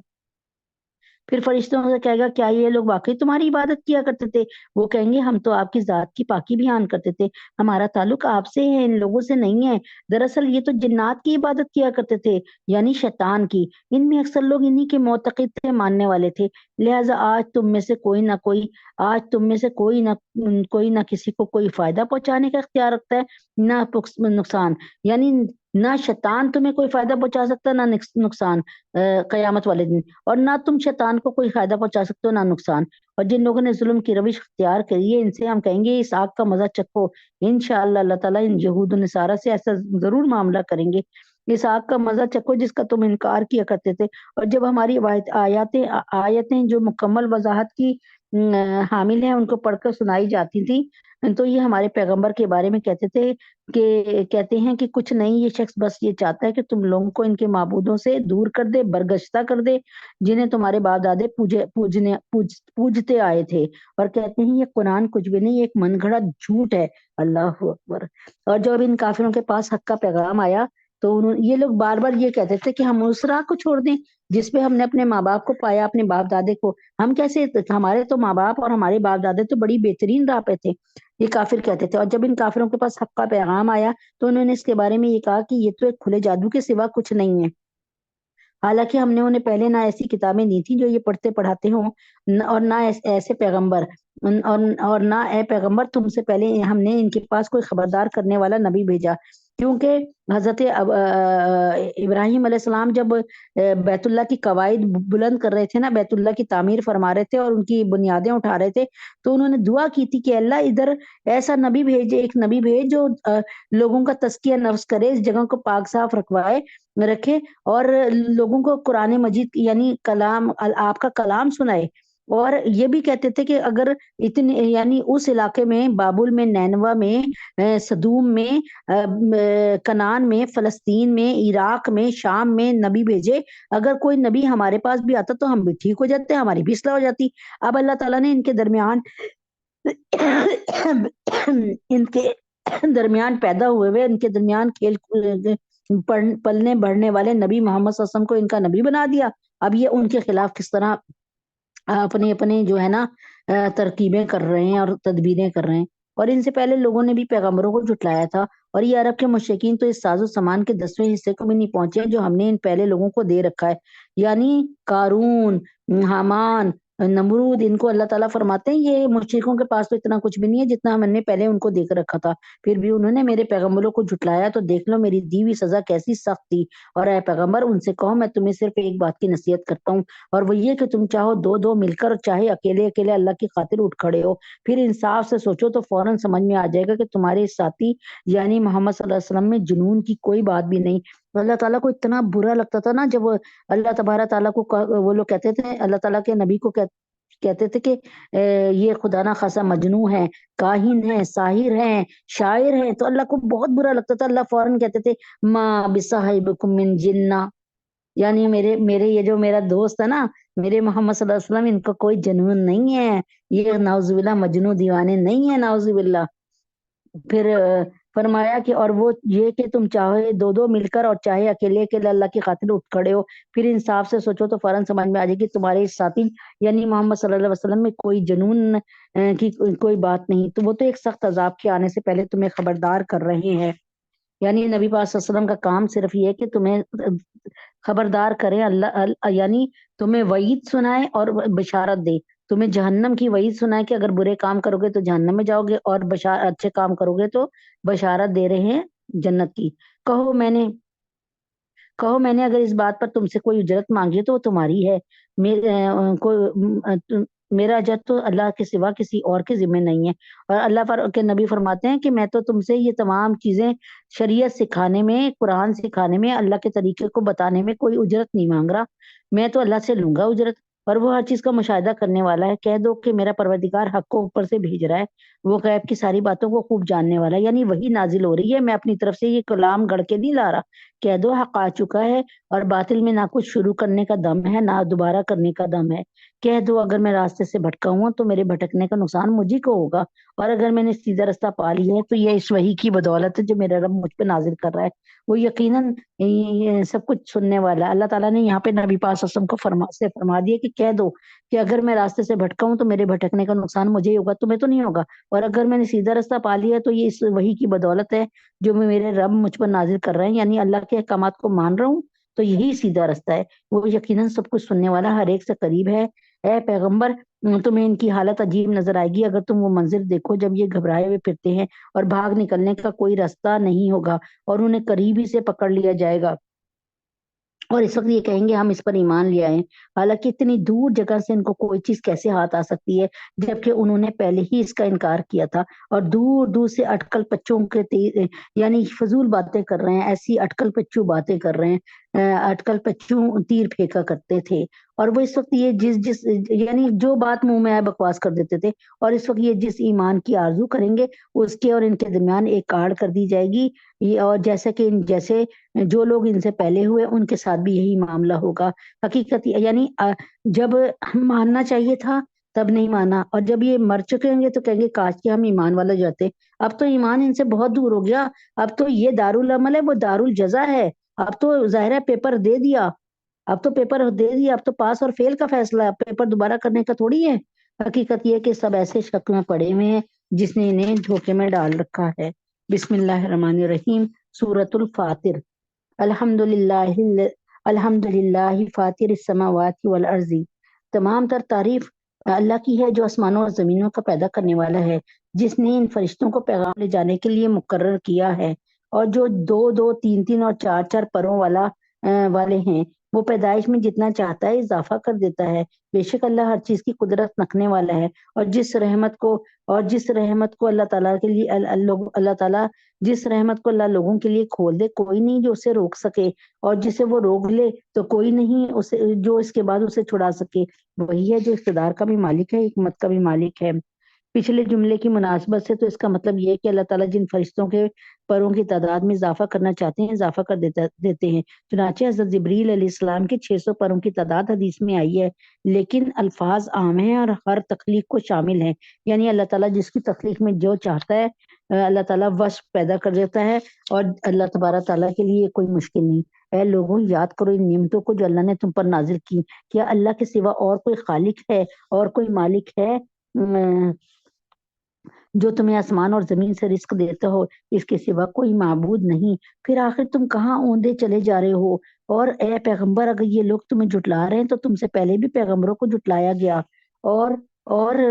تمام معاملات آخرکار اللہ ہی کی طرف لوٹائے جائیں گے۔ اے لوگوں، یقین جانو اللہ کا وعدہ سچا ہے، لہٰذا تمہیں یہ دنیاوی زندگی ہرگز دھوکے میں نہ ڈالے، اور نہ اللہ کے معاملے میں تمہیں وہ شیطان دھوکے میں ڈالنے پائے جو بڑا دھوکے باز ہے۔ یقین جانو شیطان تمہارا دشمن ہے، اس لیے اس کو دشمن ہی سمجھتے رہو، وہ تو اپنے ماننے والوں کو جو دعوت دیتا ہے وہ اس لیے دیتا ہے کہ تاکہ وہ دوزخ کے باسی بن جائیں۔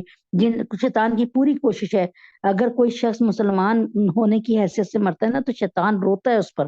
جن لوگوں نے کفر اپنا لیا ہے ان کے لیے شدید عذاب ہے، اور جو لوگ ایمان لے آئے ہیں اور انہوں نے نیک عمل کیے ہیں ان کے لیے مغفرت ہی مغفرت ہے اور بڑا اجر ہے۔ بھلا بتلاؤ جس شخص کی نظروں میں اس کی بدعملی ہی خوشنما بنا کر پیش کی گئی ہو، جس کی بنا پہ وہ اس بدعملی کو اچھا سمجھتا ہو، وہ نیک آدمی کے برابر کیسا ہو سکتا ہے؟ اب آپ دیکھیں نا شراب پینے والا سمجھ رہا ہے کہ میں بالکل صحیح کر رہا ہوں، اور زنا کرنے والا سمجھ رہا ہے میں بھی صحیح کر رہا ہوں، تو اللہ تعالیٰ نے شیطان نے ان کے عمل کو ان کے سامنے محبوب بنا دیا، یہ کہہ کے کہ وہ فلاں بھی تو کر رہا ہے، تم کر رہے ہو تو کیا بات ہے، تم تو تھوڑا سا کر رہے ہو، وہ بہت کر رہا ہے۔ کیونکہ اللہ جس کو چاہتے ہیں رستے سے بھٹکا دیتے ہیں اور جس کو چاہتے ہیں ٹھیک رستے پہ پہنچا دیتے ہیں۔ لہٰذا اے پیغمبر ایسا نہ ہو کہ ان کافروں پر افسوس کے مارے تمہاری جان ہی جاتی رہے۔ یقین کرو جو کچھ یہ کر رہے ہیں اللہ اسے خوب جانتا ہے۔ اللہ تعالیٰ فرماتے ہیں محمد صلی اللہ علیہ وسلم آپ پریشان نہ ہو، ان کو کرنے دیں، اپنی جان کو ہلکان نہ کریں ان کے پیچھے۔ اللہ ہی ہے جو ہوائیں بھیجتا ہے، پھر وہ بادلوں کو اٹھاتی ہیں، پھر ہم انہیں ہنکا کر ایک ایسے شہر کی طرف لے جاتے ہیں جو قحط سے مردہ ہو چکا ہوتا ہے، پھر ہم اس بارش کے ذریعے مردہ زمین کو نئی زندگی عطا کرتے ہیں۔ بس اسی طرح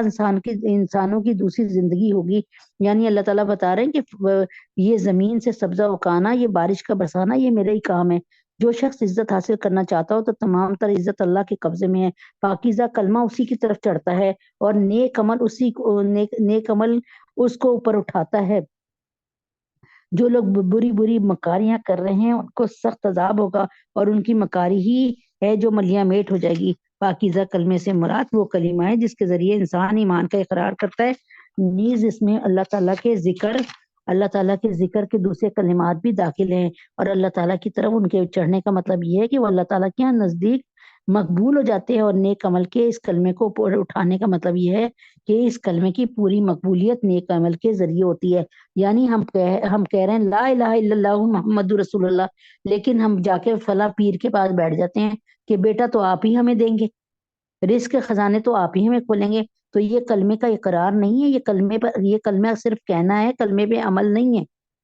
اللہ نے تمہیں اور اللہ رب العزت نے تمہیں مٹی سے پیدا کیا، پھر نطفے سے، پھر تمہیں جوڑے جوڑے بنا دیا، اور کسی مادہ کو جو کوئی حمل ہوتا ہے، جو کوئی وہ جنتی ہے، وہ سب اللہ کے علم میں ہوتا ہے، اور کسی عمر رسیدہ کو جتنی عمر دی جاتی ہے اس کی عمر میں جو کوئی کمی ہوتی ہے وہ سب ایک کتاب میں لوح میں درج ہے، یعنی لوح محفوظ میں درج ہے۔ حقیقت یہ ہے کہ سب کچھ اللہ کے لیے بہت آسان ہے، اور دو دریا برابر نہیں ہوتے۔ ایک ایسا میٹھا کہ اس سے پیاس بجھتی ہے جو پینے میں خوشگوار ہے، اور دوسرا کڑوا نمکین، اور ہر ایک سے تم مچھلیوں کا تازہ گوشت کھاتے ہو۔ یعنی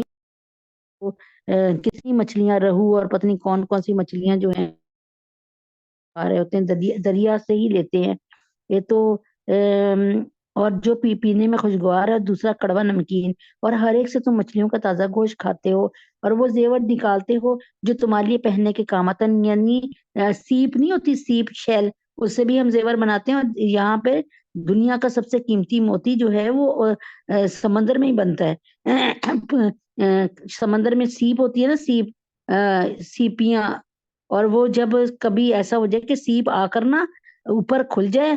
سمندر سے کی تہہ سے نیچے سے اوپر آئے اور اوپر آ کر کھل جائے، اور اس وقت بارش ہو رہی ہو اور بارش کا قطرہ اس سیپ کے اندر چل جائے، وہ سیپ اس بارش کے قطرے کو لے کر نیچے چل جاتی ہے، اور وہ ایک ایسا قیمتی موتی تیار ہوتا ہے، بے جوڑ موتی تیار ہوتا ہے جیسا، اور اس سے قیمتی موتی کا ذکر میں نے نہیں پڑھا۔ اور تم کشتیوں کو دیکھتے ہو کہ اس دریا میں پانی کو پھاڑتی ہوئی چلتی ہے تاکہ تم اللہ کا فضل تلاش کرو اور تاکہ شکر گزار بنو، اور وہ رات کو دن میں داخل کر دیتا ہے اور دن کو رات میں داخل کر دیتا ہے۔ اس نے سورج اور چاند کو کام پہ لگا دیا ہے، ان میں سے ہر ایک کسی مقررہ میعاد تک کے لیے رواں دواں ہے۔ یہ ہے اللہ جو تمہارا پروردگار ہے، ساری بادشاہی اسی کی ہے۔ وہ اسے چھوڑ کر جس جھوٹے خداؤں کو تم پکارتے ہو، وہ کھجور کی گٹھلی کے چھلکے کے برابر بھی کوئی اختیار نہیں رکھتے۔ اللہ نے فرمایا کھجور کی گٹھلی میں ایک چھلکا ہوتا ہے نا، جسے اللہ تعالیٰ فرماتے ہیں کہ یہ جو اسے کہتے ہیں کتمیر کہتے ہیں کھجور کے گٹھلی کے اوپر ایک چھلکے کو۔ اللہ تعالیٰ فرماتے ہیں جو معبود تم پکارتے ہو نا، جن معبودوں کو لات و عزا منات کو، یہ تو کہ کھجور کی گٹھلی کے چھلکا بھی نہیں بنا سکتے۔ اگر تم ان کو پکارو گے تو تمہاری پکار سنیں گے ہی نہیں، یعنی بہرے ہیں، اگر سن بھی لیں تو تمہیں کوئی جواب نہیں دے سکیں گے، ظاہر ہے تم نے ان کو بنایا ہے، اور وہ بے جان ہیں، اور قیامت کے دن خود تمہاری شرک کی تردید کریں گے، اور یہ بدھ قیامت والے دن کہیں گے یہ تو پاگل ہیں جو ہمیں پوچھتے تھے، اور جس ذات کو تمام باتوں کی مکمل خبر ہے اس کی برابر تمہیں کوئی اور صحیح بات نہیں بتائے گا۔ اور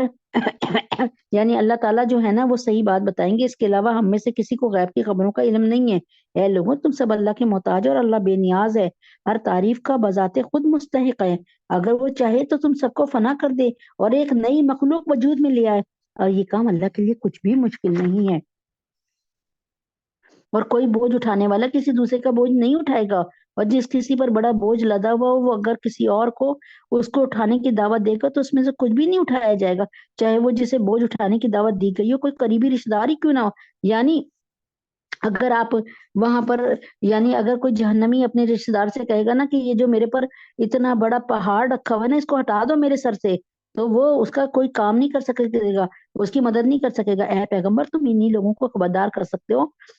جو اپنے پروردگار کو دیکھے بغیر ان سے ڈرتے ہوں، یعنی ایمان والے، اور جنہوں نے نماز قائم کی، اور جو شخص پاک ہوتا ہے وہ اپنے ہی فائدے کے لیے پاک ہوتا ہے، اور آخر کار سب کو اللہ ہی کی طرف لوٹ کر جانا ہے، اور اندھا اور دیکھنے والا برابر نہیں ہو سکتا، اور نہ اندھیرے اور روشنی۔ اللہ تعالیٰ اندھا ہے وہ دیکھنے والے کے برابر نہیں ہو سکتا، اور نہ اندھیرے اور روشنی، اور نہ سایہ اور دھوپ۔ یہ اللہ تعالیٰ فرما رہے ہیں پاس ہونے والا فیل ہونے والے کے برابر نہیں ہو سکتا، اور زندہ لوگ اور مردے برابر نہیں ہو سکتے، اور اللہ تو جس کو چاہتے ہیں بات سنا دیتے ہیں، اور تم ان کو بات نہیں سنا سکتے جو قبروں میں پڑے ہیں۔ تم تو بس ایک خبردار کرنے والے ہو، ہم نے تمہیں حق بات دیکھ کر اس طرح بھیجا۔ یعنی اللہ تعالیٰ فرما رہے ہیں کہ میرے یہاں نیک کرنے عمل جو ہے کرنے والا وہ برے عمل کرنے والے کے برابر نہیں ہو سکتا۔ میری ایک ڈویژن ہے، میری ایک تقسیم ہے، میں ہر ایک کو اس کے کیے کا پھل دوں گا۔ تم تو بس ایک خبردار کرنے والے ہو، ہم نے تمہیں حق بات دیکھ کر اس طرح بھیجا ہے کہ تم خوشخبری دو اور خبردار کرو، اور کوئی امت ایسی نہیں ہے جس میں کوئی خبردار کرنے والا نہ آیا ہو۔ اور اگر یہ لوگ تمہیں جھٹلا رہے ہیں تو جو کافر ان سے پہلے تھے انہوں نے بھی رسولوں کو جھٹلایا۔ ان کے پیغمبر ان کے پاس کلی کلی نشانیاں لے کر، صحیفے لے کر، روشنی پھیلانے والے کتاب لے کر آئے تھے۔ یعنی جن انبیاء کو کتابیں نہیں نہ ملی اور وہ رسول کہلائے ہیں، رسولوں کی تعداد صرف 313 ہے، انبیاء کی تعداد 1 لاکھ کے قریب ہے، 1 لاکھ سے بھی زیادہ ہے۔ تو رسول وہ جن کو کتاب ملی۔ اب کتاب سے مراد یہ کہ جن کو صحیفے یا نوٹس ملے ان کو بھی رسول کہا جاتا ہے۔ پھر جن لوگوں نے انکار کی روش اپنائی تھی میں نے انہیں پکڑ میں لے لیا، اب دیکھو میری سزا کیسی ہولناک تھی۔ کیا تم نے نہیں دیکھا کہ اللہ نے آسمان سے پانی اتارا، پھر ہم نے اس کے ذریعے رنگ برنگ کے پھل اگائے، اور پہاڑوں میں بھی ایسے ٹکڑے ہیں جو رنگ برنگ کے سفید اور سرخ ہیں اور کالے سیاہ بھی۔ آپ پہاڑ دیکھیں، کہیں سرخ پہاڑ ہیں، کہیں گرے سے رنگ کے پہاڑ ہیں، کہیں کالے پہاڑ ہیں، اور انسانوں اور جانوروں اور چوپائیوں میں بھی ایسے جن کے رنگ مختلف ہیں۔ اللہ سے ڈرتے وہی ہیں جو علم رکھنے والے ہیں، یقینا اللہ صاحب اقتدار بھی ہے، بہت بخشنے والا بھی ہے۔ اور جو لوگ اللہ کی کتاب کی تلاوت کرتے ہیں اور جنہوں نے نماز کی پابندی کر رکھی ہے، ہم نے انہیں جو رزق دیا ہے اس میں سے وہ نیک کاموں میں خفیہ اور اعلانیہ خرچ کرتے ہیں۔ وہ ایسی تجارت کے امیدوار ہیں جو کبھی نقصان نہیں اٹھائے گی۔ یعنی خفیہ کا مطلب چھپ کے کرتے ہیں، اور اعلانیہ کرتے ہیں دنیا کو دکھا کے کہ بھائی تم بھی، ترغیب دیتے ہیں کہ بھائی اس کی مدد کرو، میں بھی کروں، تم بھی کرو۔ اس میں نفس میں غرور اور ریاکاری نہیں ہوتی، تاکہ اللہ ان کے پورے اجر کو ان کو دے دے اور اپنے فضل سے اور زیادہ دے دے۔ یقیناً وہ بہت بخشنے والا بڑا قدردان ہے۔ اور ہاں اے پیغمبر، ہم نے تمہارے پاس وحی کے ذریعے جو کتاب بھیجی ہے، یعنی قرآن مجید، وہ سچی ہے جو اپنے پہلی کتابوں کی تصدیق کرتی ہوئی آئی ہے، تورات کو بھی مانتی ہے، قرآن مجید زبور کو بھی مانتا ہے، اور قرآن مجید کی کتاب جو ہے انجیل کو بھی مانتی ہے۔ یقیناً اللہ اپنے بندوں سے پوری طرح باخبر، ہر چیز کو دیکھنے والے ہیں۔ یہ بات اللہ تعالیٰ نے کہہ کر نا تمام یہودیوں اور تمام نصارہ اور تمام دشمنوں کو ایک بات سمجھا دی ہے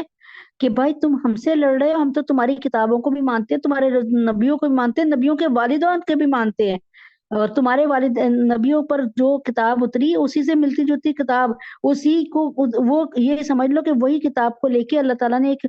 PhD کا کورس ترتیب دے دیا۔ پھر ہم نے اس کتاب کا وارث اپنے بندوں میں ان کو بنایا جنہیں ہم نے چن لیا تھا۔ پھر ان میں کچھ وہ ہیں جو اپنی جان پر ظلم کرنے والے ہیں، اور انہی میں سے کچھ ایسے ہیں جو درمیانے درجے کے ہیں، اور وہ کچھ ہیں اور کچھ وہ ہیں جو اللہ کی توفیق سے نیکیوں میں بڑھے چلے جاتے ہیں، اور یہ اللہ کا بہت بڑا فضل ہے۔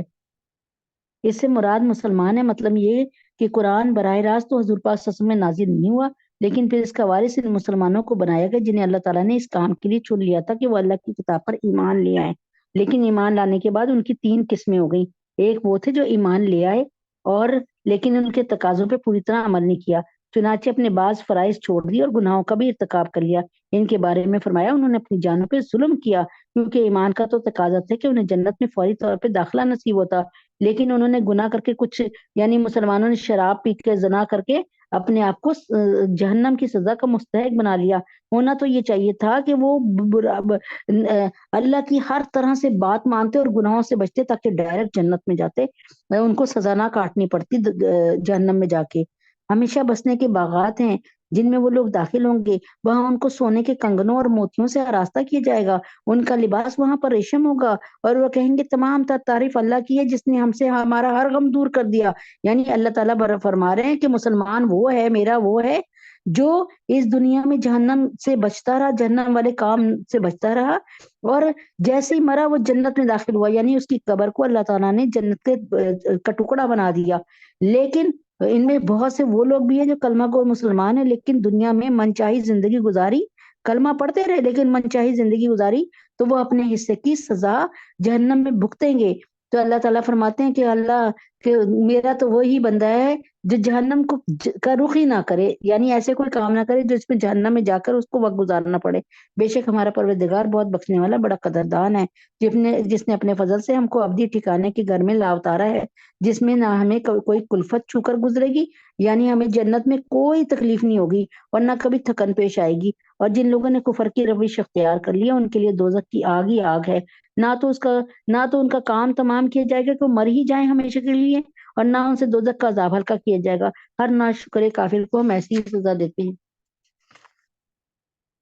اور اس دوزخ میں چیخ پکار مچائیں گے، اور وہ اس دوزخ میں چیخ پکار مچائیں گے کہ اے ہمارے پروردگار ہمیں باہر نکال دے تاکہ ہم جو کام پہلے کیا کرتے تھے انہیں چھوڑ کر نیک عمل کر لیں۔ ان سے جواب میں کہا جائے گا کہ بھلا کیا ہم نے تمہیں اتنی عمر نہیں دی تھی کہ جس کسی کو اس میں سوچنا سمجھنا ہوتا وہ سمجھ لیتا، اور تمہارے پاس خبردار کرنے والا بھی آیا تھا۔ اب یعنی انبیاء بھی، اور اب تو ظاہر ہے جو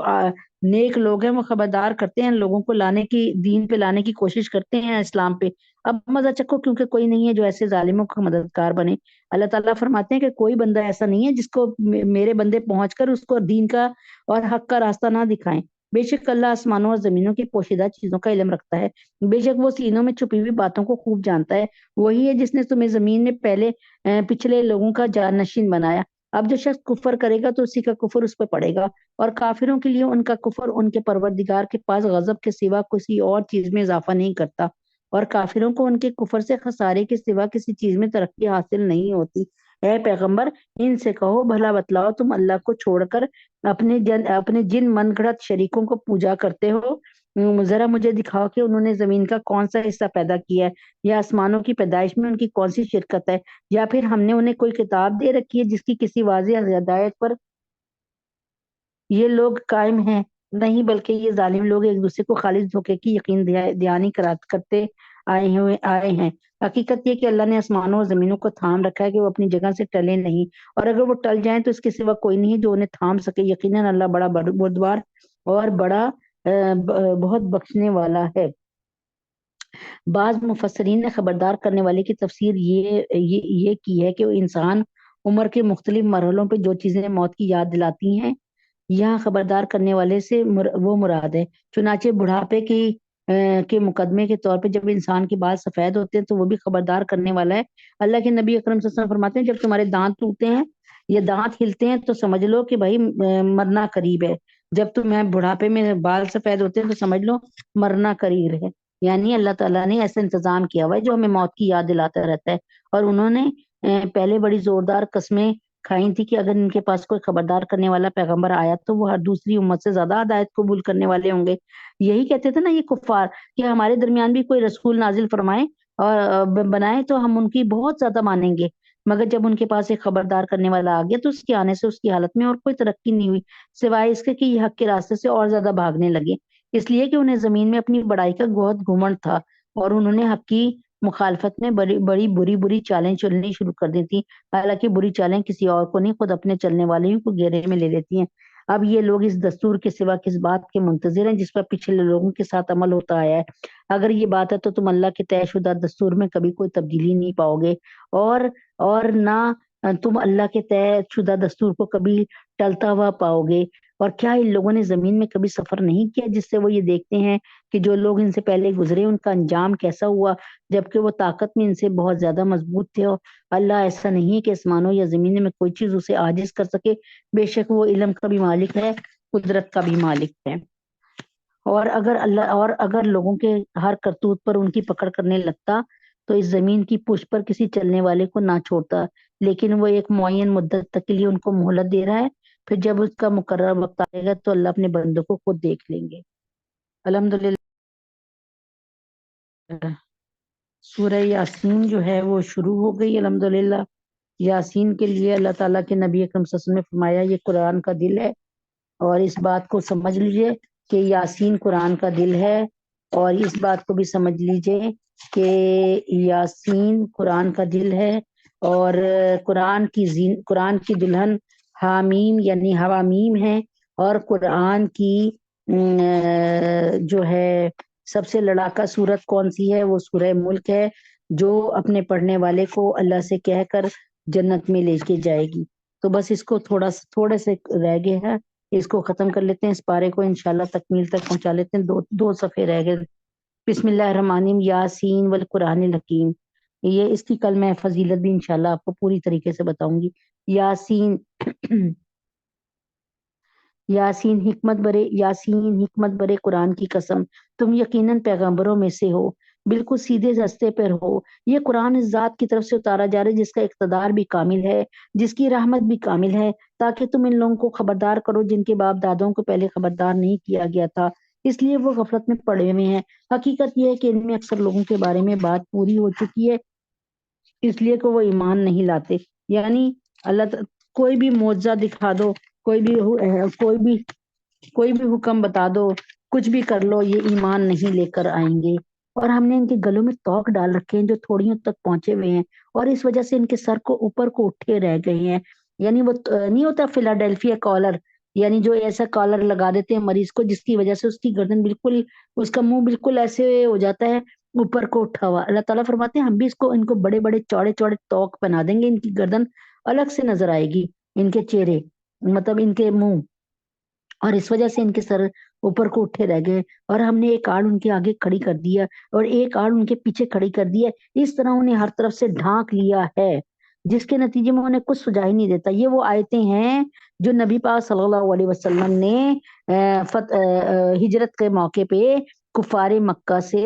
کی نظروں سے بچنے کے لیے پڑھی تھی، اور کہتے ہیں میں نے پڑھا ہے کہ ایک مستند جگہ پہ کہ وَجَعَلْنَا مِن بَيْنِ أَيْدِيهِمْ سَدًّا وَمِن خَلْفِهِمْ سَدًّا فَأَغْشَيْنَاهُمْ فَهُمْ لَا يُبْصِرُونَ۔ یہ کوئی جو پڑھ لیتا ہے نا، یعنی اگر وہ اپنے دشمن سے مستور ہو جاتا ہے یعنی بچ جاتا ہے، تو یہ کہتے ہیں کہ ملا عمر صاحب فرماتے تھے افغانستان میں لڑائی کے دوران جب انگریزوں نے ان پہ حملہ کیا تھا کہ ہم ان کے سامنے سے گزر رہے ہوتے تھے اور یہ پڑھ رہے ہوتے تھے اور ان کو پتہ نہیں چلتا تھا۔ اس کا ترجمہ ہے ہم نے ایک آڑ ان کے آگے کھڑی کر دی اور ایک آڑ ان کے پیچھے کھڑے کر دیا، اسی طرح انہیں ہر طرف سے ڈھانک لیا کہ جس کے نتیجے میں انہیں کچھ سجائی نہیں دیتا، اور ان کے لیے دونوں باتیں برابر ہیں، چاہے تم انہیں خبردار کرو یا خبردار نہ کرو وہ ایمان نہیں لائیں گے۔ یعنی ان کے دلوں پر ایسا غلاف چڑھ گیا ہے کہ ان کو اللہ کی کوئی بات نظر ہی نہیں آتی۔ تم تو صرف ایسے شخص کو خبردار کر سکتے ہو جو نصیحت پر چلے اور خدائے رحمان کو دیکھے بغیر اس سے ڈرے، چنانچہ ایسے شخص کو تم مغفرت اور باعزت اجر کی خوشخبری سنا دو، یقیناً ہم ہی مردوں کو زندہ کریں گے، اور جو کچھ عمل انہوں نے آگے بھیجے ہیں یعنی ان لوگوں کی ساری بدعملیاں اور تمام گناہ جو ہیں وہ لکھی جا رہی ہیں، اور یہ جو کچھ عمل انہوں نے آگے بھیجے ہیں ہم ان کو بھی لکھتے جاتے ہیں، اور ان کے کاموں کے جو اثرات ہیں ان کو بھی لکھ رہے ہیں، یعنی ایک برائی کو جو انہوں نے رائج کیا اس سے جو اور برائیاں پھیل رہی ہیں ان کو بھی لکھ رہے ہیں، اور ہم نے ایک واضح کتاب میں ہر چیز کا پورا احاطہ کیا ہوا ہے یعنی لوح محفوظ میں۔ اچھا اے پیغمبر تم ان کے سامنے ایک بستی والے کی مثال پیش کرو جب ان کے پاس رسول آئے تھے، جب ہم نے ان کے پاس شروع میں 2 رسول بھیجے، صادق اور صدوق، ان کا نام یہاں پہ نہیں لکھا، یہ تفسیر سے پتہ چلتا ہے، تو انہوں نے دونوں کو جھٹلا دیا۔ پھر ہم نے اس بستی پر ایک تیسرے یعنی پھر ہم نے ان نبیوں کی مدد کے لیے پھر ہم نے ایک تیسرے کے ذریعے ان کی تائید کی، اور ان سب نے کہا کہ یقین جانو ہم تمہارے پاس رسول بنا کے بھیجیں گے۔ قرآن کریم نے نہ اس بستی کا نام ذکر فرمایا نہ ان رسولوں کا جو اس بستی میں بھیجے گئے۔ بعض روایت میں ہے کہ یہ بستی شام کا مشہور شہر انطاکیہ تھی، لیکن نہ تو یہ روایتیں مضبوط ہیں نہ تاریخی قرائن سے اس کی تصدیق ہو سکتی ہے۔ دوسری طرف رسول کا لفظ عربی زبان میں ہر اس شخص کے لیے بولا جاتا ہے جو کسی کا پیغام لے کے دوسرے کے پاس جائے، لیکن قرآن کریم میں زیادہ تر یہ الفاظ اللہ تعالیٰ کے بھیجے ہوئے پیغمبروں کے لیے استعمال ہوئے ہیں، اس لیے ظاہر یہی ہے کہ یہی حضرات انبیاء اکرام تھے۔ اور بعض روایتوں میں ان کے نام بھی صادق اور صدوق اور شلوم یا شمون بتائے گئے ہیں، لیکن یہ روایت بھی زیادہ مضبوط نہیں ہے۔ مفسرین کا خیال یہ ہے کہ یہ حضرات انبیاء نہیں تھے بلکہ حضرت عیسیٰ علیہ السلام کے شاگرد تھے۔ بہرحال اللہ تبارک تعالیٰ نے یہاں پہ فرمایا کہ میں نے 2 نبیوں کو بھیجا اور اس کے بعد ایک تیسرے نبی کو ان کی مدد کے لیے بھیجا، پھر ہم نے ایک تیسرے کے ذریعے ان کی تائید کی، یعنی اس نے بھی آ کر یہی کہا کہ یہ نبی ہیں، ان کی اطاعت کرو، یہ اللہ کے بھیجے ہوئے ہیں۔ اور ان سب نے کہا یقین جانا ہم تمہارے پاس رسول بنا کر بھیجے گئے ہیں۔ انہوں نے کہا تمہاری حقیقت اس کے سوا کچھ بھی نہیں کہ تم ہم جیسے آدمی ہو، تم تو یعنی نبی پاک صلی اللہ علیہ وسلم سے بھی یہی کہتے تھے کہ تم تو ہم جیسے آدمی ہو، تم نبی کہاں سے ہو؟ اور خدائے رحمان نے کوئی چیز نازل نہیں کی اور تم سراسر جھوٹ بول رہے ہو، یعنی اللہ تعالیٰ نے کوئی کلام نہیں نازل کیا، اس لیے تم جھوٹ بول رہے ہو، اپنی طرف سے گڑھ کر بات کر رہے ہو۔ اور ان رسولوں نے کہا ہمارا پروردگار خوب جانتا ہے ہمیں واقعی تمہارے پاس رسول بنا کر بھیجا گیا، یعنی انہوں تینوں نے یہ کہا صادق صدوق اور شمون اور شلموم، یعنی چار یا 3 جو بھی تھے، تو فرمایا کہ نہیں ہمیں اللہ نے رسول بنا کے بھیجا ہے، ہمارا پروردگار خوب جانتا ہے ہم واقعی تمہارے پاس رسول بنا کر بھیجے گئے ہیں، اور ہماری ذمہ داری اس سے زیادہ نہیں کہ صاف صاف پیغام پہنچا دیں۔ بستی والوں نے کہا ہم نے تو تمہارے اندر نحوست محسوس کی ہے، یعنی بعض روایت میں ان حضرات کے بستی میں تشریف لانے اور دین حق کی دعوت دینے کے بعد جب بستی کے لوگوں نے نافرمانی پہ کمر باندھ رکھی تو اللہ تعالیٰ نے تنبیہ کے طور پہ ان کو ڈرانے کے لیے قحط مسلط کیا۔ انہوں نے اس کو ایک تازیانہ سمجھنے کے بجائے الٹا ان حضرات کو کہا کہ تمہاری منوسیت کی وجہ سے یہ قحط نازل ہوا ہے، اور یہ بھی ممکن ہے کہ ان حضرات کی دعوت کے نتیجے میں جو بحث مباحثہ شروع ہو اسی کو انہوں نے نحوست سے تعبیر کیا ہو۔ یقین جانو اگر تم باز نہ آئے تو ہم تم پر پتھر برسائیں گے اور ہمارے ہاتھوں میں تمہیں بڑی دردناک سزا ملے گی۔ یہ اپنے رسول سے کہہ رہے ہیں جو ان کو نیکی کی ہدایت دینے کے لیے آئے ہیں۔ رسول نے کہا تمہاری نحوست خود تمہارے ساتھ لگی ہوئی ہے، کیا یہ باتیں اس لیے کر رہے ہو کہ تمہیں نصیحت کی بات پہنچائی گئی ہے؟ اصل بات یہ ہے کہ تم خود حد سے گزرے ہوئے لوگ ہو، اور شہر کے پرلے علاقے سے ایک شخص دوڑتا ہوا آیا اور اس نے کہا اے میری قوم کے لوگوں ان رسولوں کا کہنا مان لو، اور ان لوگوں کا کہنا مان لو جو تم سے کوئی اجرت نہیں مانگ رہے۔ اب یہ کل انشاءاللہ بتاؤں گی کہ یہ وہ کون تھے جو شہر کے کسی علاقے سے آئے، اور ان کا نام حبیب نجار تھا، اور انشاءاللہ 23واں پارہ اللہ پاک کے کون سے شروع ہوا ہے، اور حبیب نجار جو تھے انہوں نے آ کر کیا کیا اور ان کے ساتھ ان کی قوم کے لوگوں نے کیا کیا۔ اللہم صلی علی محمد وعلی آل محمد کما صلیت علی ابراہیم وعلی آل ابراہیم انک حمید مجید۔ اللهم بارك على محمد وعلى آل محمد كما باركت على إبراهيم وعلى آل إبراهيم إنك حميد مجيد۔ قل هو الله أحد الله الصمد لم يلد ولم يولد ولم يكن له كفوا أحد۔ قل هو الله أحد الله الصمد لم يلد ولم يولد ولم يكن له كفوا أحد۔ قل هو الله أحد الله الصمد لم يلد ولم يولد ولم يكن له كفوا أحد۔ ربنا آتنا في الدنيا حسنة وفي الآخرة حسنة وقنا عذاب النار۔ ربنا ظلمنا أنفسنا وإن لم تغفر لنا وترحمنا لنكونن من الخاسرين۔ ربنا لا تزغ قلوبنا بعد إذ هديتنا وهب لنا من لدنك رحمة إنك أنت الوهاب۔ رب اغفر وارحم وأنت خير الراحمين۔ رب اغفر وارحم وأنت خير الراحمين۔ رب اغفر وارحم وأنت خير الراحمين۔ اللهم أنت السلام ومنك السلام تبارك يا ذا الجلال والإكرام۔ اے اللہ ہم سب کے گناہوں کو معاف فرما دیجئے، ہم سب کی خطاؤں کو درگزر فرما دیجئے۔ اے اللہ کریم، اے اللہ، اے آقا عظیم، ہم سب پہ رحم فرما دیجئے۔ یا اللہ پاک آج پہلا روزہ ہے، اللہ پاک آپ نے فرمایا کہ روزہ میرے لیے ہے، اس کا اجر میں خود دوں گا، اور اللہ تبارک تعالیٰ آپ ہمارے روزوں کی طرف دیکھتے ہوئے اور اپنی شان کی طرف دیکھتے ہوئے کہ اللہ آپ کی شان بہت زیادہ ہے، اے اللہ پاک اللہ پاک اپنی شان کے مطابق ہمارے روزوں کا اجر عطا فرمائیے۔ اے اللہ پاک پتہ نہیں اگلے سال روزے رکھنے نصیب ہوں کہ نہیں۔ اے اللہ پاک پتہ نہیں یہ تمام یہ جو روزے ہیں بقایا روزے بھی رکھنے کی توفیق ہوتی ہے کہ نہیں۔ اے اللہ تبارک تعالیٰ ہمارا ایک ایک پل، ہمارا ایک ایک لمحہ اپنی اطاعت میں گزار دیجئے۔ اے اللہ پاک ہم سب کے گناہوں کو معاف فرما دیجئے۔ اے اللہ پاک ہم سب کی خطاؤں کو درگزر فرما دیجئے۔ ربنا لا تزغ قلوبنا بعد إذ هديتنا وهب لنا من لدنك رحمة إنك أنت الوهاب۔ اے اللہ پاک ایمان کی نعمت دینے کے بعد، قرآن اور کلیمے کی نعمت دینے کے بعد اے اللہ